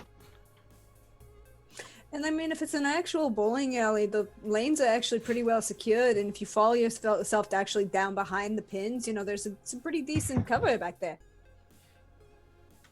Yeah. Okay. I haven't been bowling, but I'll take your word for it. Mm-hmm. Guys I worked on always a couple think of the about having rigs. Cover? Hmm? You guys always think about cover wherever you go? Yes. Well, not all the Always. time. I just happened to. Yes. Oh, okay. Well, they're cool like that. I just happened to work on a bunch of the, mechanics behind the bowling alley, and they came to me for one of the guys. They came to me to redo the thing, and apparently somebody got frustrated because they lost, and they kept getting gutter balls, so they started shooting out the pins. But apparently the guy was back there working and didn't even know he was getting shot at because the way the drops go. And then somebody started firing picking up, I guess, with a cyber arm and chucking the bowling That's a balls without paying fascinating attention. story, but I don't care. I know. Okay. Just like to pet the I cat. felt awful saying that. Oh. Well, I would like to hear that story, but we'll do that later. Let's just keep things relevant. All I know is that it could be a decent idea and in neutral territory where nobody has anything invested. So I'll see if I That's can get a fair. hold of Mr. Drukovsky and set something up. So you go knock on Barry's door. Oh, of course. The yellow. Oh, Oh yeah, you were gonna say? yeah. Like before that, Jimenez is going to say, hey, so before you guys go, how would you guys like to be in a viral marketing campaign? Doing what? We get paid. You'll get paid in freshly ground coffee. Like real coffee? I don't drink coffee. Like real coffee. But you should be drinking coffee. I mean, it'll help you stay awake more. Those I nights don't that need you- help with that. Anyhow, so I can't really do promos against Crazy Princess, but I've got to do some weird viral marketing stuff to promote the match in some fashion. And they came up with this whole cockamamie story in which her boyfriend is going to come find me and beat the crap out of me for some reason. So I just need people to join me for that sort of shooting. And, I just think it'll be a nice, fun bonding time. I mean, we all just spent yesterday getting shot at and Or shot. dealing with WorldSat stuff, and I would feel more comfortable with my neighbors watching my back. Okay. As long as I'm not on shift, I'll be there. Coffee. I'm good with coffee. I mean, Sounds fun. Also. I want to see you suplex this dude because that was cool. Yeah, I Well. can suplex him. Take him to Suplex City. Night City is going to become Suplex City if I have anything to say about it. I like it. It's got a ring to it. The alliteration's nice. Yeah, thank you. Sounds better than the shithole it is. It's not that bad. Could be worse. Infinitely. Yeah. So, Could be LA. Huh? Could be LA. So you leave. Could be Cleveland. You, Mr. White, leave the party to go knock on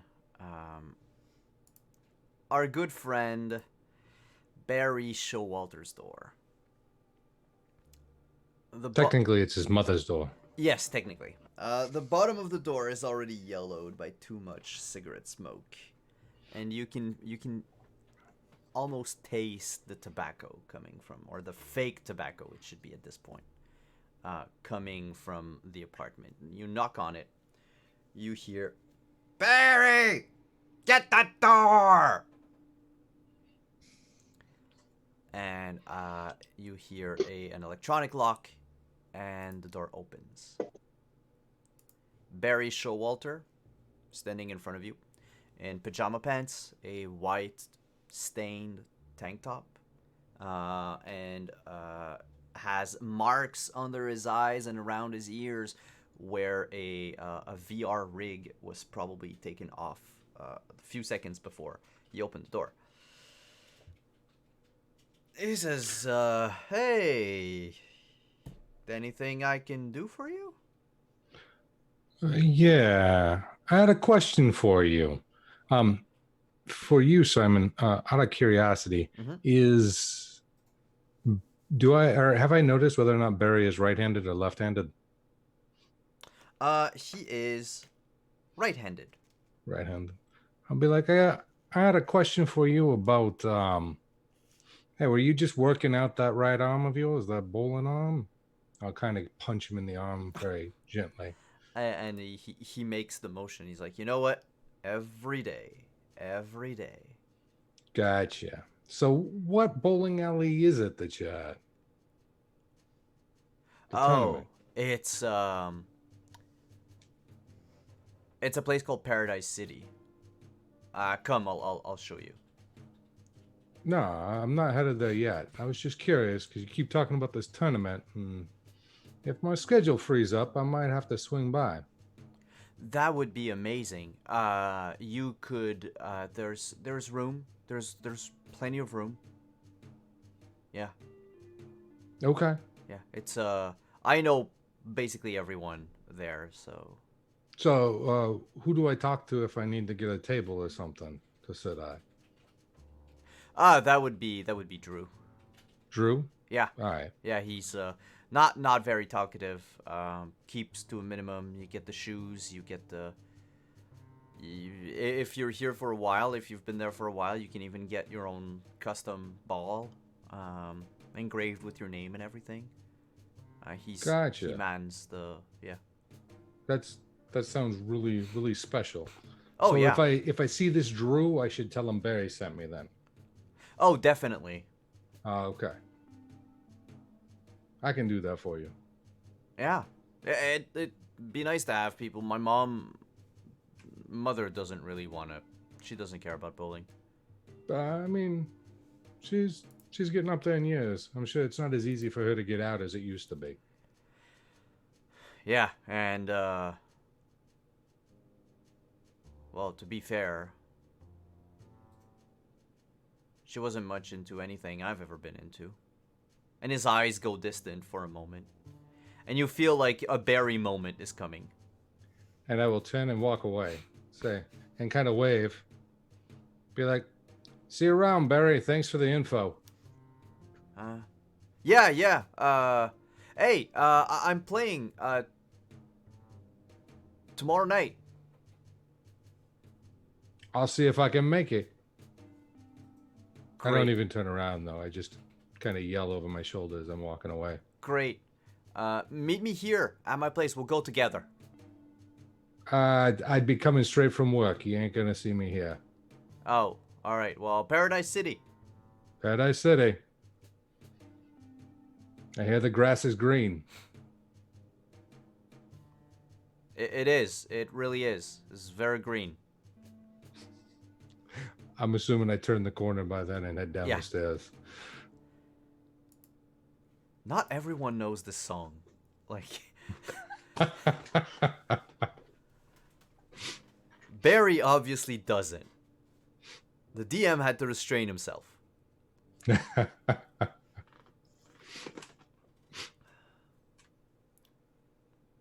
So you, where do you head after that? I'll head back to Reno's apartment. Reno's apartment, yeah. It- And leave a light rapping on her chamber door. What's the sitch? So he bowls at some place called Paradise City. Sounds empty. Run by some dude named Drew. Figure we can use that, and if things get shot up, they get shot up. Not bad. Good job. So Barry's going to be there tomorrow night, so I'm going to try and set it up for Not that night. not tomorrow night, but we'll see what happens. Because we're really at whatever Connie says for that meet. But we got 3 weeks. There's more than a few days in there. Did you guys come up with anything else while I wandered off to get secondhand lung cancer? No. Worst case scenario, I've got an arms dealer that might know somebody that's bought something interesting in the past few weeks, but that's about it. Sounds good. Whatever we can figure out. And since you try to keep an eye around this place, double check the basement from time to time, or make what's-his-face Royal do it, just to make sure World Sat isn't sneaking any bombs in underneath us. Yeah. And if you happen to find another one, could you maybe put it in the freezer in the convenience store? It'd interrupt the if you don't have a jamming signal. Oh, speaking of, can I have my JAMA back? Yeah. Thank you. I fixed it. If you were anybody else, I'd be worried. Thanks. It probably made it better. Well, I mean, that'll be nice. I did improve the radius by an extra. Yeah, I 5 was feet. waiting for that. I was waiting. Excellent. And I made it silent so no one can hear you turn it on. Even better. Shouldn't get any backfeed from it either, but hopefully not. I do like my privacy. Get out. Just go back to your homes. Enjoy I've got a your headache book, Reno. coming on. I could do something about that if you needed. Maybe later. All right. I gesture to the array of pills that are on my countertop. Fair enough. I got whiskey. I mean, Got plenty of that too. Speaking of trends, Yeah. we need to make sure you're still healing. I didn't pull any stitches. That's important. I don't think. oh boy. I'll promise I'll be back and I'll fix other things later. And she sneaks out. And we'll fast forward to the next day. Unless anyone wants to do something late that night. Dude, And does he have to roll for? Yeah, I think I have to roll to make sure that she heals, right? Yes. Let me get to that thing. You may roll.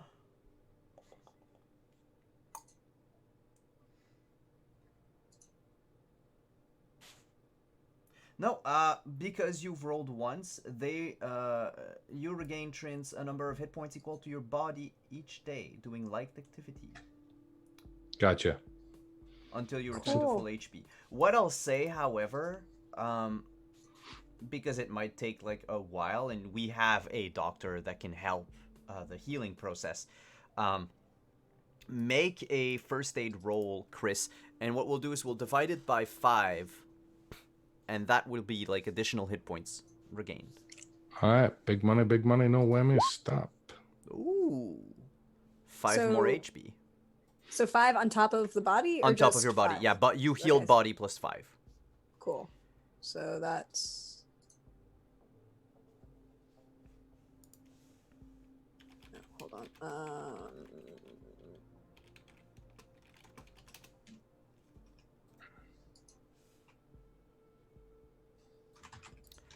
Cool. So the next am- day. Don't think I'm seriously wounded anymore. Seriously wounded would be Half. less than half. Are you above half? Or Yes. at half? Then you are I'm no above longer, half. you're only lightly wounded. You don't have any penalties to anything anymore. Yes.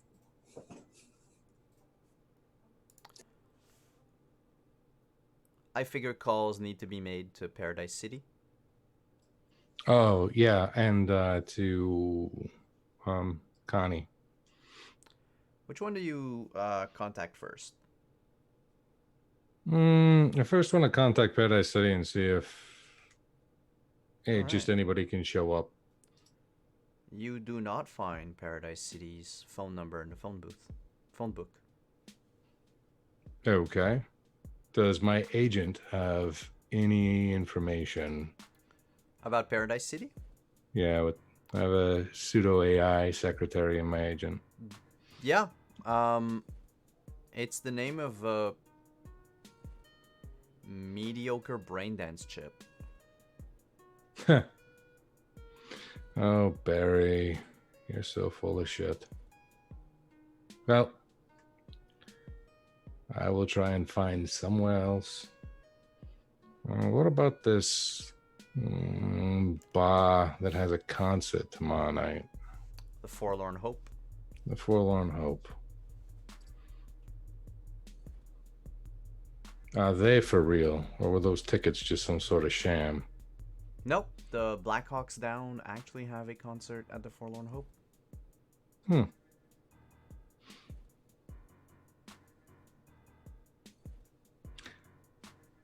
I'll see if I can set concert's at something 9 up for p.m., that. by the way. Okay. And when does the cover charge or the tickets, when are they required? At 9? Earlier Yeah. than that? At 9. And, you know, if you contact the bar itself, you'll know that it's not sold out in any capacity, so they'll probably just ask for, like, extra cover for when the band's about to play, for those that enter after the band has come in. So if you come in before, you're liable not to be bothered to pay for anything extra. Gotcha. It's a small band, Alright. they don't really care. Yeah, that's fair enough. Do they seem to have Like anything that I can find through the agent about what their typical cover charge is, or is it one of those things where you have to call or just show up? Oh no, you would know through your agent that it's normally $5. Oh, good. So we'll go ahead and do that then. I'll call Connie then and see how busy he might be tonight. He says that he's got someone on a job tonight. He needs to make sure things go right, but if it's after 9 p.m., he should be available. He says, I might have to dip out to take a call, or I might have to leave completely, but I can at least show up. Sounds good. So, I appreciate that. And I got you covered. It's not expensive or anything, but just don't worry about it. Your presence is enough. All right. I'll be there, Mr. White. It'll be an absolute pleasure to see you again. Yeah, it's been a while, Connie. Yeah. It's been a while. Especially if you put more bucks in my bucket. Well, we'll see how our relationship goes. Isn't that how we play the game? Yeah. Bring your dancing shoes. There's a band playing starting at 9.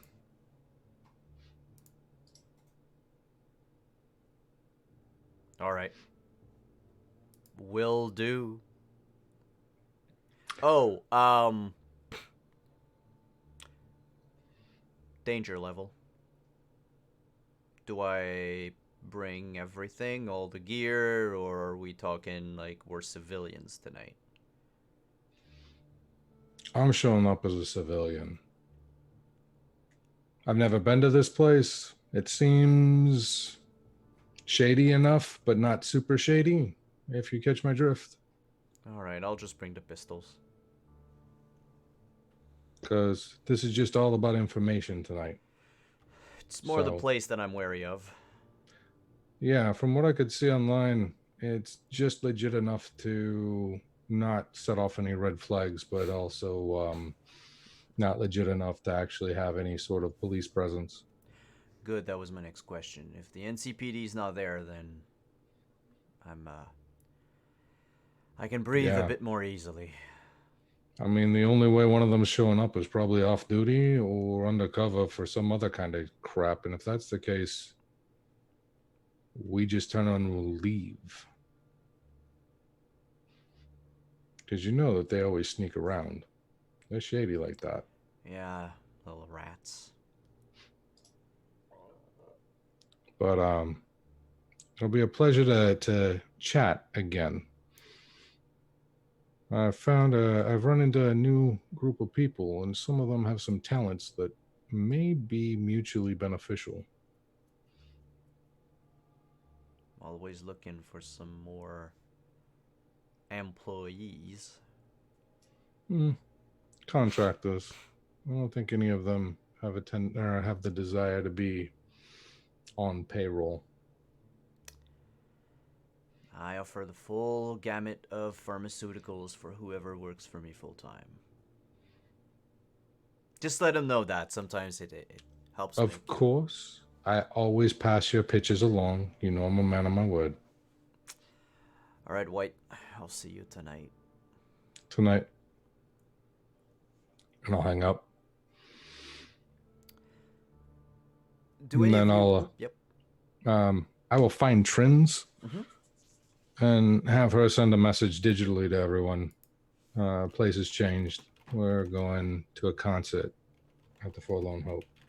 Cool. You need anything else? Not unless you know anything about that place and can give me some background on it. It's a local bar. Rico plays there. Really? Mm-hmm. Okay. I'll see what he knows. Find out from any of your uncle's friends what the reputation is and if any of them like to frequent it. sure. Not a problem.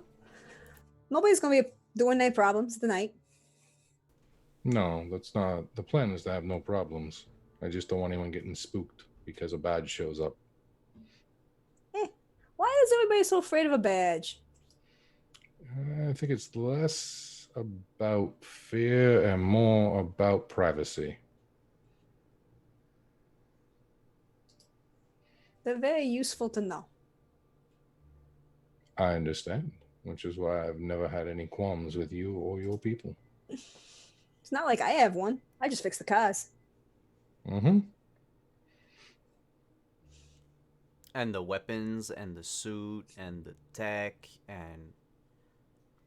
All of it. But she says she just fixes cars. It's always good to know somebody who knows somebody. Yep. So Trins would send that out. And she'd do it through Benedict. Because. And you will know that none of the NCPD have any intention of going near the Forlorn Hope tonight unless there's a call or anything. It's not like... Why would any of them go to a dive bar near the combat zone where they can just go to police bars uptown where, while it does look like a dive bar, at the very least it's not as dangerous. I wanted to know if Reno, Jimenez, Trins want to do anything today, because we'll end the episode right before the meeting, and we'll begin our next session at the meeting. But was there anything that you wanted to do? I'm gonna continuously patrol the building and going down to the basement, kind of checking everything. I also am going to meet with Royal, and I'll pay out of my pocket. If there's no budget, I don't know if there's a budget for the apartment complex, but to see if we can set up a few more cameras, in the entranceways. Like looking out to the street. Okay. You knock on Grant's door and he does not answer. I'll leave him a note. Give me a call later. You leave a note to his door and leave, and it dawns on you at that moment that you haven't seen Royal for like 2 days straight now. He wasn't there. He wasn't in the complex yesterday. Yes, you did go out to walk about and came back, but Royal wasn't there. I'll go back, give another harder knock on his door. No reply. Well, I'm the super. I've got keys. I'll let myself in. You go in. There's a TV that's muted. Remains of a kibble meal on the coffee table. The couch, it's like a couch bed thing. It's made into a bed right now. The sheets are all over the place. Looking around, there's a cupboard with where he hangs his weapons. There's only a shotgun left in it. The rest has been taken away. Most of his clothes are still there, so he doesn't seem to have up and left. But he is definitely missing. And no sign of forced entry. Nothing really looks amiss other than just the clothing still being there and the guns gone. Mm-hmm. He doesn't have a whole arsenal neither, but he did pack more than just his pistol. Because you see that some of the rack has been emptied without knowing exactly what was there.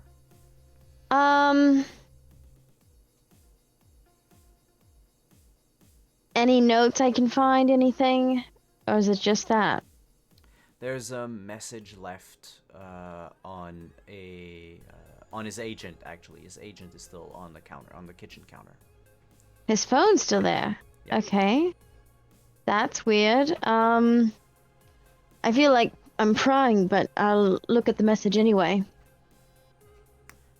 It's I was gonna say an address. It says Swan Pond. 2 p.m. Don't be late.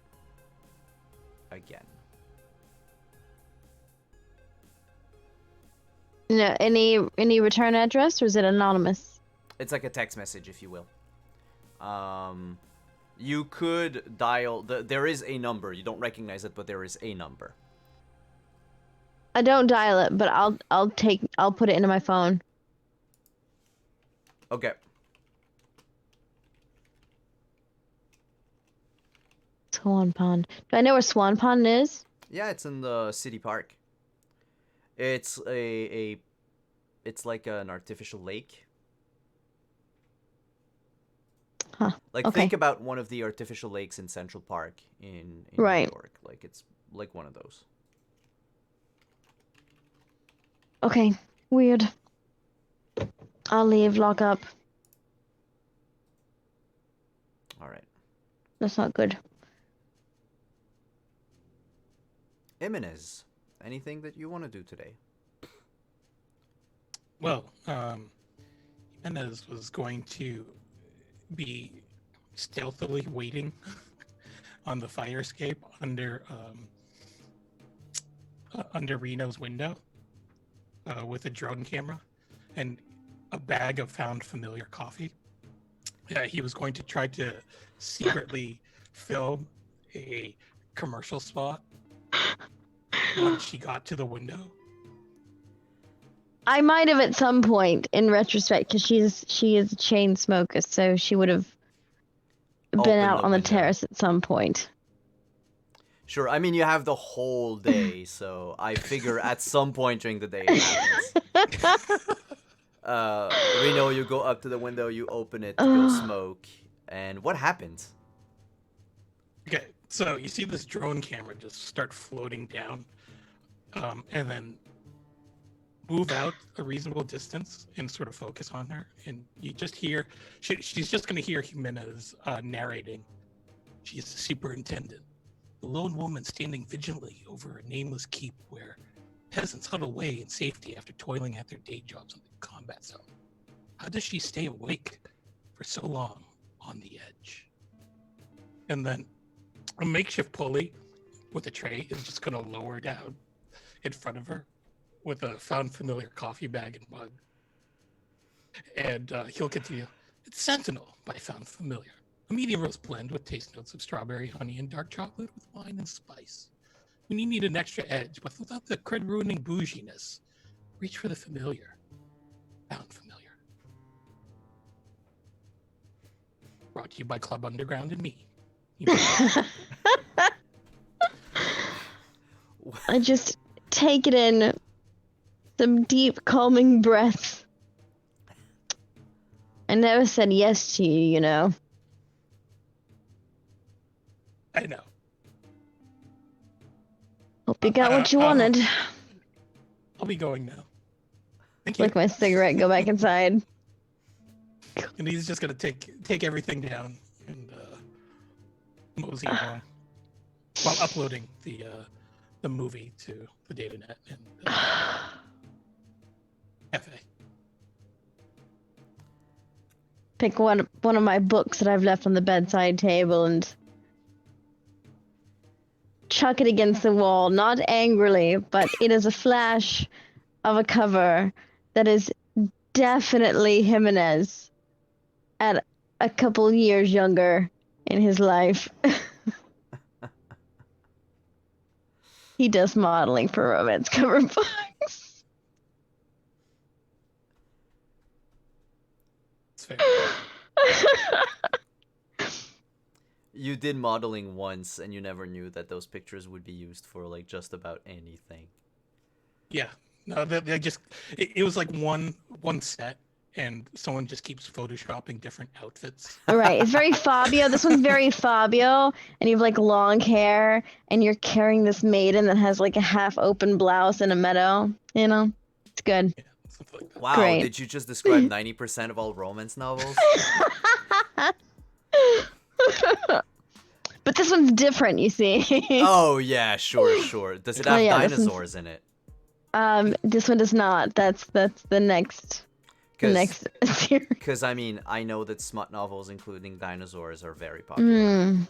Oh yeah, definitely the dinosaurs. That said, Trins. Not Trins. Oof, Jinx. Anything special you want to do today?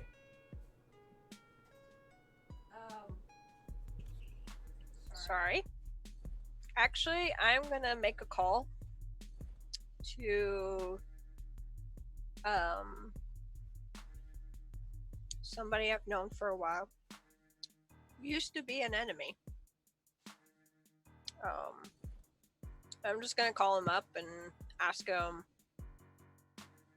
if he knew that Zolos was back in town.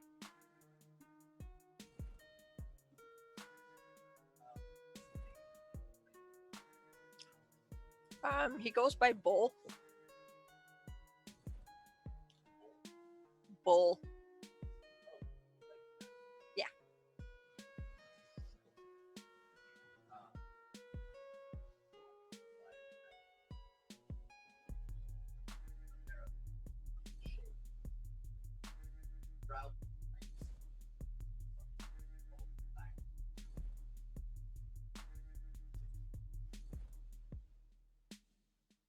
Does he know what called him back? Can you find out?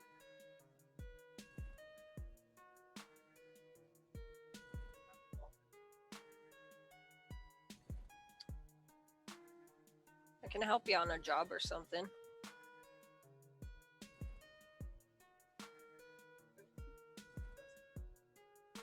Cool.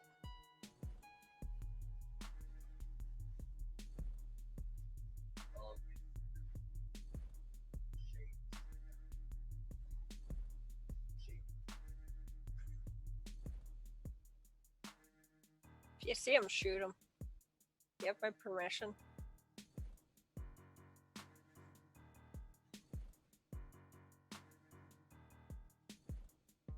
Simon is muted. I apologize, everyone. So Bull was saying that he will do it in exchange for Jinx's help on a new job, and that Shade is a very difficult person to track, but Shade was indeed back in town and has been seen prowling about. Though he doesn't seem to be very proud of the reason why he's been called back.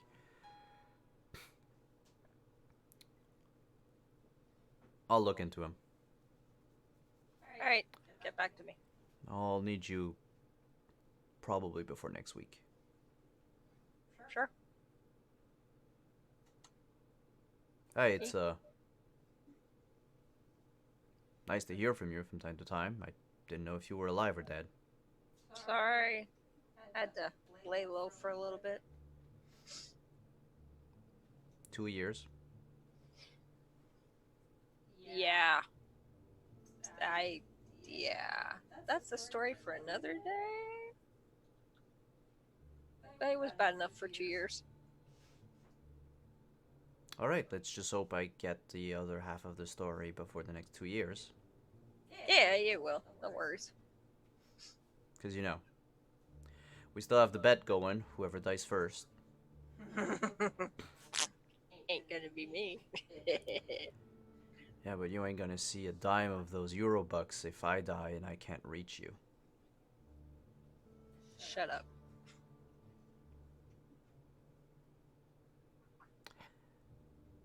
Also, can you find me a new sniper gun?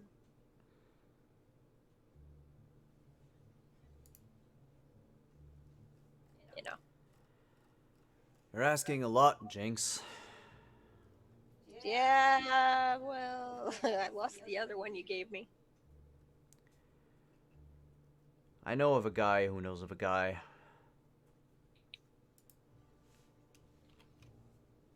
Don't ask questions. His store is a little unorthodox, but he does his thing. Very hard to find. I can give you the contact of my contact, a guy who knows about him. He can tell you where he is. Sure. You want to speak to a very dangerous individual. Cold-blooded killer. Guy doesn't flinch at the sight of anything. He's got these eyes, you know, like a spider weaving a web, taking their time and just putting the pieces together and building an empire. His name's Mr. White. And with that, we're gonna end today's episode. Ah! Wait, what?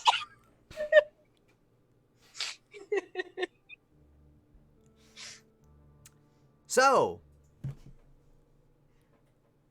are we having fun? Yes. Oh, definitely. Yes. Oh, definitely. Wow. Seems like We got a lot of stuff. Yes.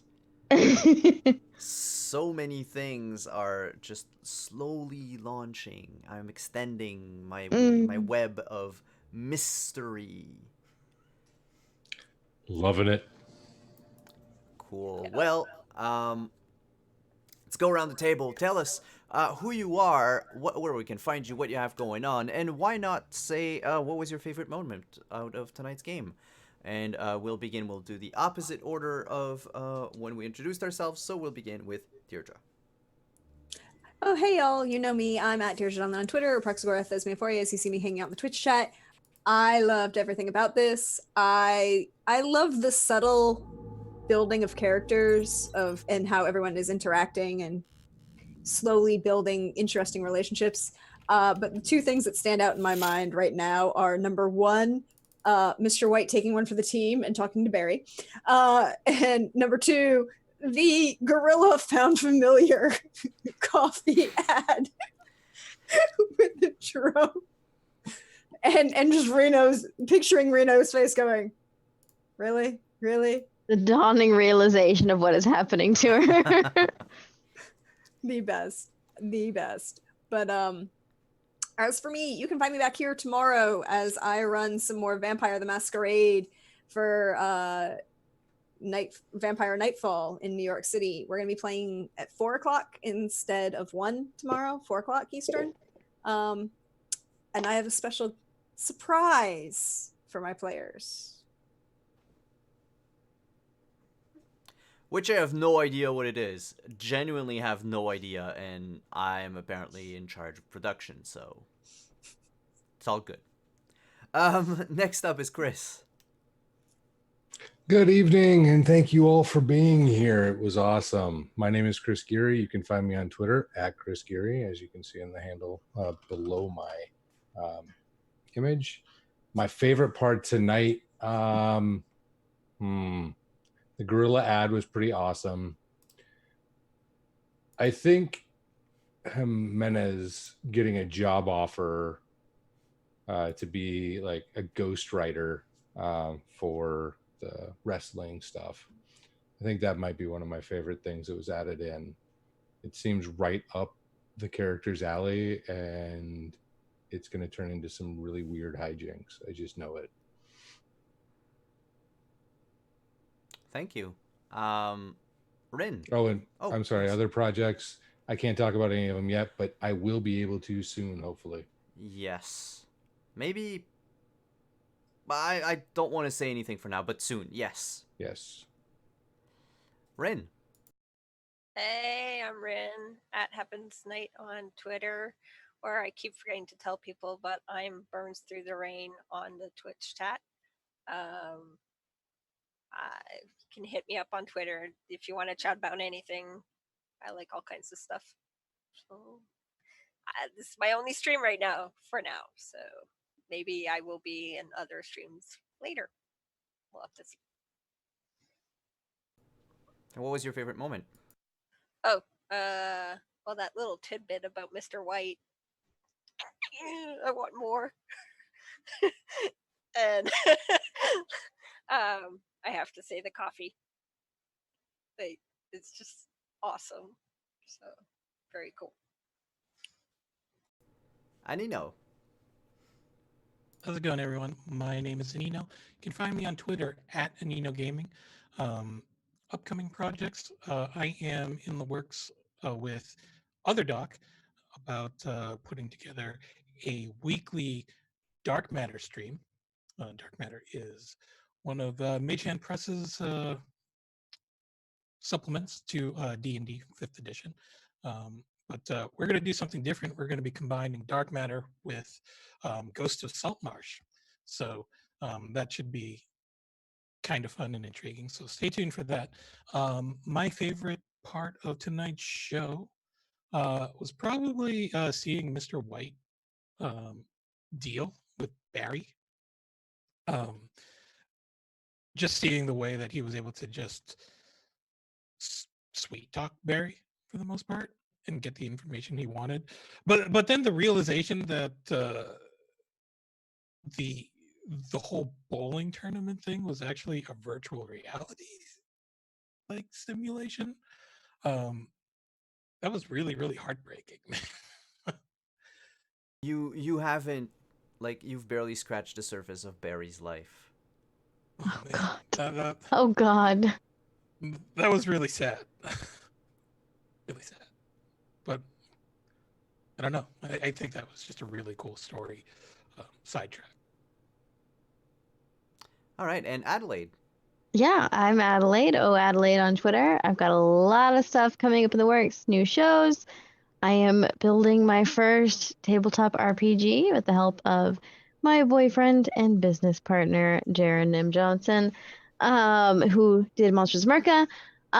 Favorite part of tonight, I don't really have a moment. I'm just really excited seeing all these spider webs spiral out. These new plot lines with royals fucking missing. What the fuck is up with that? Like, I kind of need my number one henchman when our building is getting bombed. So yeah, shit's really interesting. Shit's always been interesting, but now it's really getting interesting. So that's me. Cool. And what was your favorite moment today? Oh God, all of them.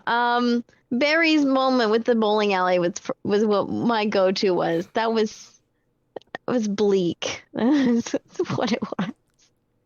Poor Barry. I feel bad for making fun of him now. Oh well. Thank you everyone. Thank you players for playing tonight. Thank you to everyone who hung out in chat. Thank you to all of you who donated, who followed, who subscribed. Thank you to all of you watching on YouTube. It's always greatly appreciated to know that we have fans on the other platform. I am Simon at Wandering DM. You can find me tomorrow evening, afternoon, here playing Vampire the Masquerade with Deirdre. We're gonna have a special surprise, which I still don't know what it is, and it's bugging me. You can also find me on Tuesdays, not this upcoming Tuesday. For Dark Matter, we're gonna reprise Dark Matter on January 7th because we're off for the holidays.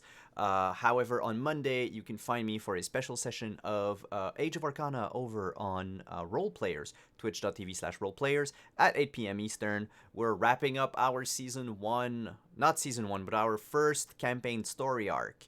And we're gonna do sort of an AMA and a Q&A with the cast and me about like stuff that happened and talking about the world and all that.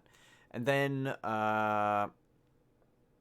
new shows. I've announced one already in 2020 coming in March. We are launching another Witcher TTRPG show here. Another great game made by Art Alsorian. This is in collaboration with Tales from the Grim. We're going to play in a multi-channel adventure that basically will span both of our channels, Tales from the Grim and Wandering DM, and where players can jump in and out of the different games as the events take place. Otherwise, there are other things, but I will announce them. You can follow me on my Twitter. That's where I'll put all of the announcements. Things are moving rapidly into 2020. There are only 4 days left, so I need to hustle on a lot of things. On that note, we will leave for the evening. Thank you everyone for coming, and we will see you in 2 weeks. Bye bye.